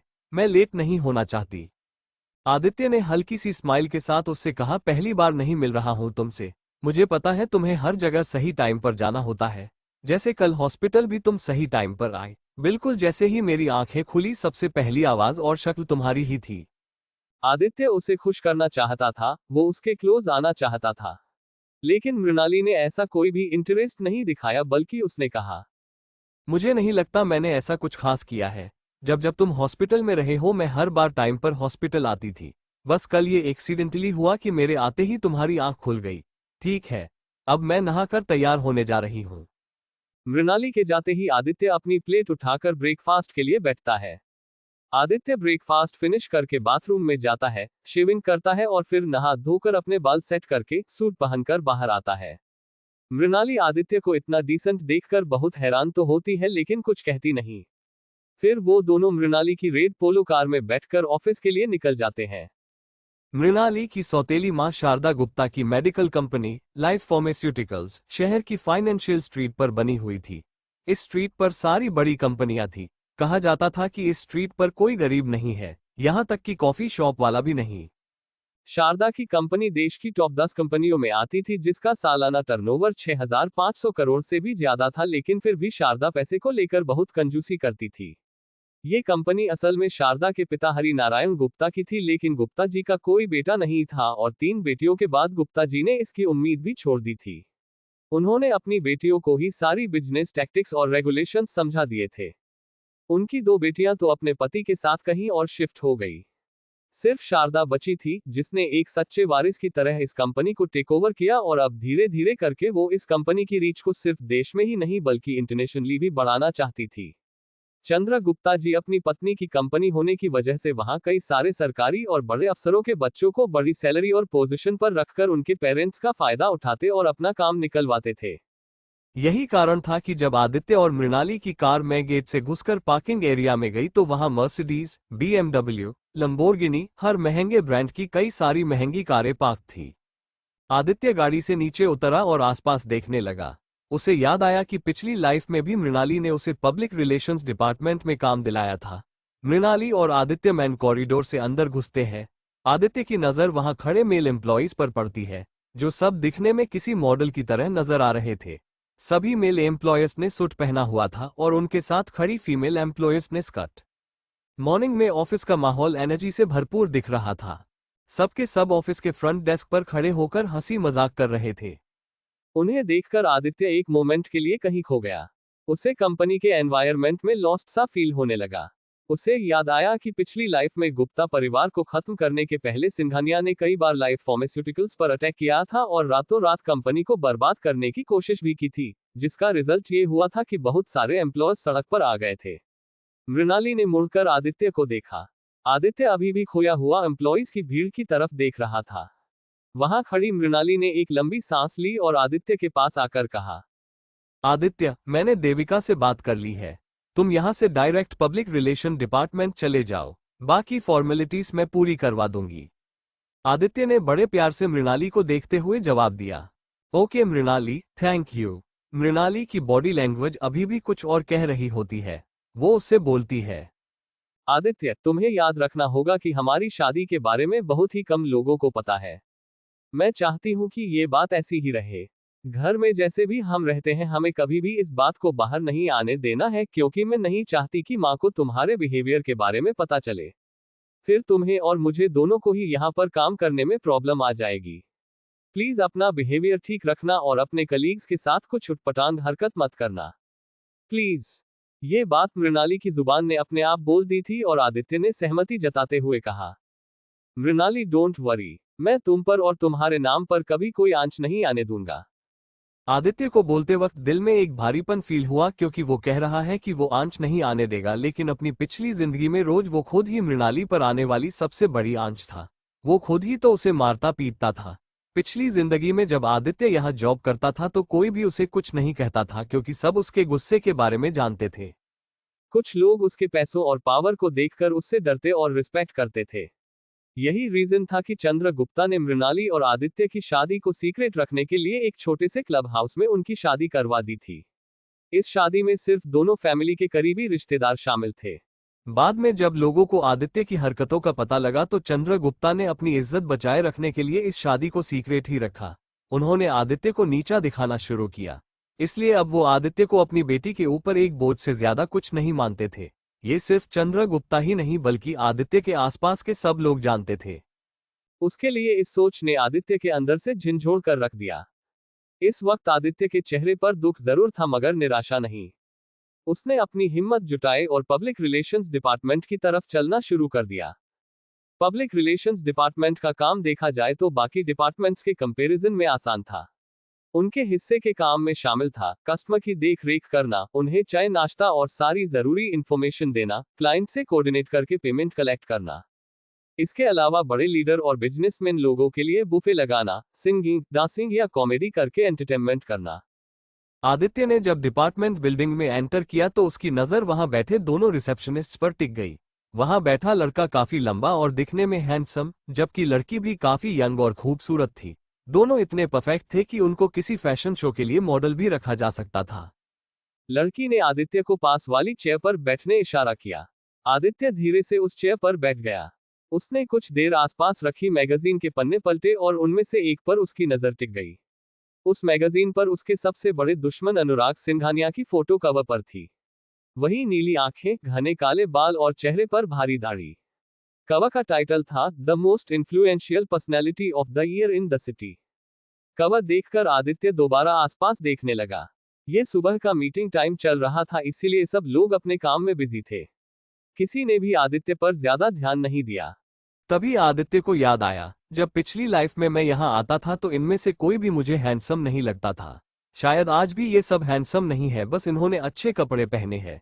ये बस बाहर से अच्छे और पोलाइट बन रहे हैं। इन सबका काम ही है लोगों को प्लीज करना। आदित्य के चेहरे पर खुद की बातों से ही एक हंसी आ गई। इतनी देर से ये सब क्या सोच रहा हूं मैं। तभी उसे पीछे से आवाज आती है, वेलकम माय फ्रेंड। किसी ने आखिरकार आदित्य को नोटिस किया था। आदित्य ने नजर घुमाई तो एक गोरा सा हट्टा कट्टा लड़का उबासी ले रहा था। उसकी आंखों के नीचे हल्के डार्क सर्कल थे। वो शायद कई दिनों से नाइट शिफ्ट कर रहा था। उसके चेहरे से दिख रहा था कि उसकी कल रात वाली अभी तक उतरी नहीं है। उस आदमी ने उबासी लेकर कहा, I thought there would be a great beauty but तुम तो अगली निकले। तुमने अपनी शक्ल देखी है आईने में? सड़क छाप लग रहे हो। इतने घटिया कपड़ों के साथ तुम्हें बिल्डिंग में एंटर किसने करने दिया? इससे पहले कि मैं गार्ड को बुलाऊं, तुम खुद निकल जाओ और नहा धोकर आओ। आदित्य शंकर। आदित्य ने हंसते हुए उससे कहा, तुम बिल्कुल नहीं बदले अमित। स्कूल के टाइम से ही अमित आदित्य का सबसे जिगरी दोस्त था। यूं कह लो कि एक तारीख से भाई ही था। स्कूल के बाद उनकी दोस्ती थोड़ी कमजोर पड़ गई थी, लेकिन पिछली लाइफ में इनकी दोस्ती की नई शुरुआत आदित्य के ऑफिस ज्वाइन करने पर हुई थी। जब जब आदित्य बीमार रहता था तब तब मृणाली अमित को ही बुलाती थी। कई बार तो ऐसा हुआ था कि अमित ने ही आदित्य को हॉस्पिटल में एडमिट किया था और मृणाली को अपने घर पर भी रखा था। बाद में शंकर परिवार पर हमला हुआ, तब आदित्य ने अमित को ही फोन लगाया था और अपने घरवालों की मौत के बारे में कंफर्म किया था। आदित्य को याद आया कि मनाली में जब वो टैक्सी में था तब भी अमित का फोन आया था। शराब के नशे में धुत अमित रो रोकर आदित्य से माफी मांग रहा था। माफ करना भाई, मैं तेरे परिवार में से किसी को भी बचा नहीं पाया। आदित्य ने उससे तब कहा था कि जब तक वो वापस शहर में नहीं आ जाता तब तक वो उसके घर पर ही जाकर रहे। उसी को अंतिम संस्कार की तैयारी करनी होगी। ये सब सुनकर अमित ने उससे एक शब्द भी नहीं कहा। उसने बस आदित्य से जल्दी वापस आने को रिक्वेस्ट की, लेकिन फिर आदित्य कभी वापस आया ही नहीं। तभी आदित्य ने अमित की गर्दन को जोर से पकड़ लिया और अमित का गला हल्का सा चोक होने लगा।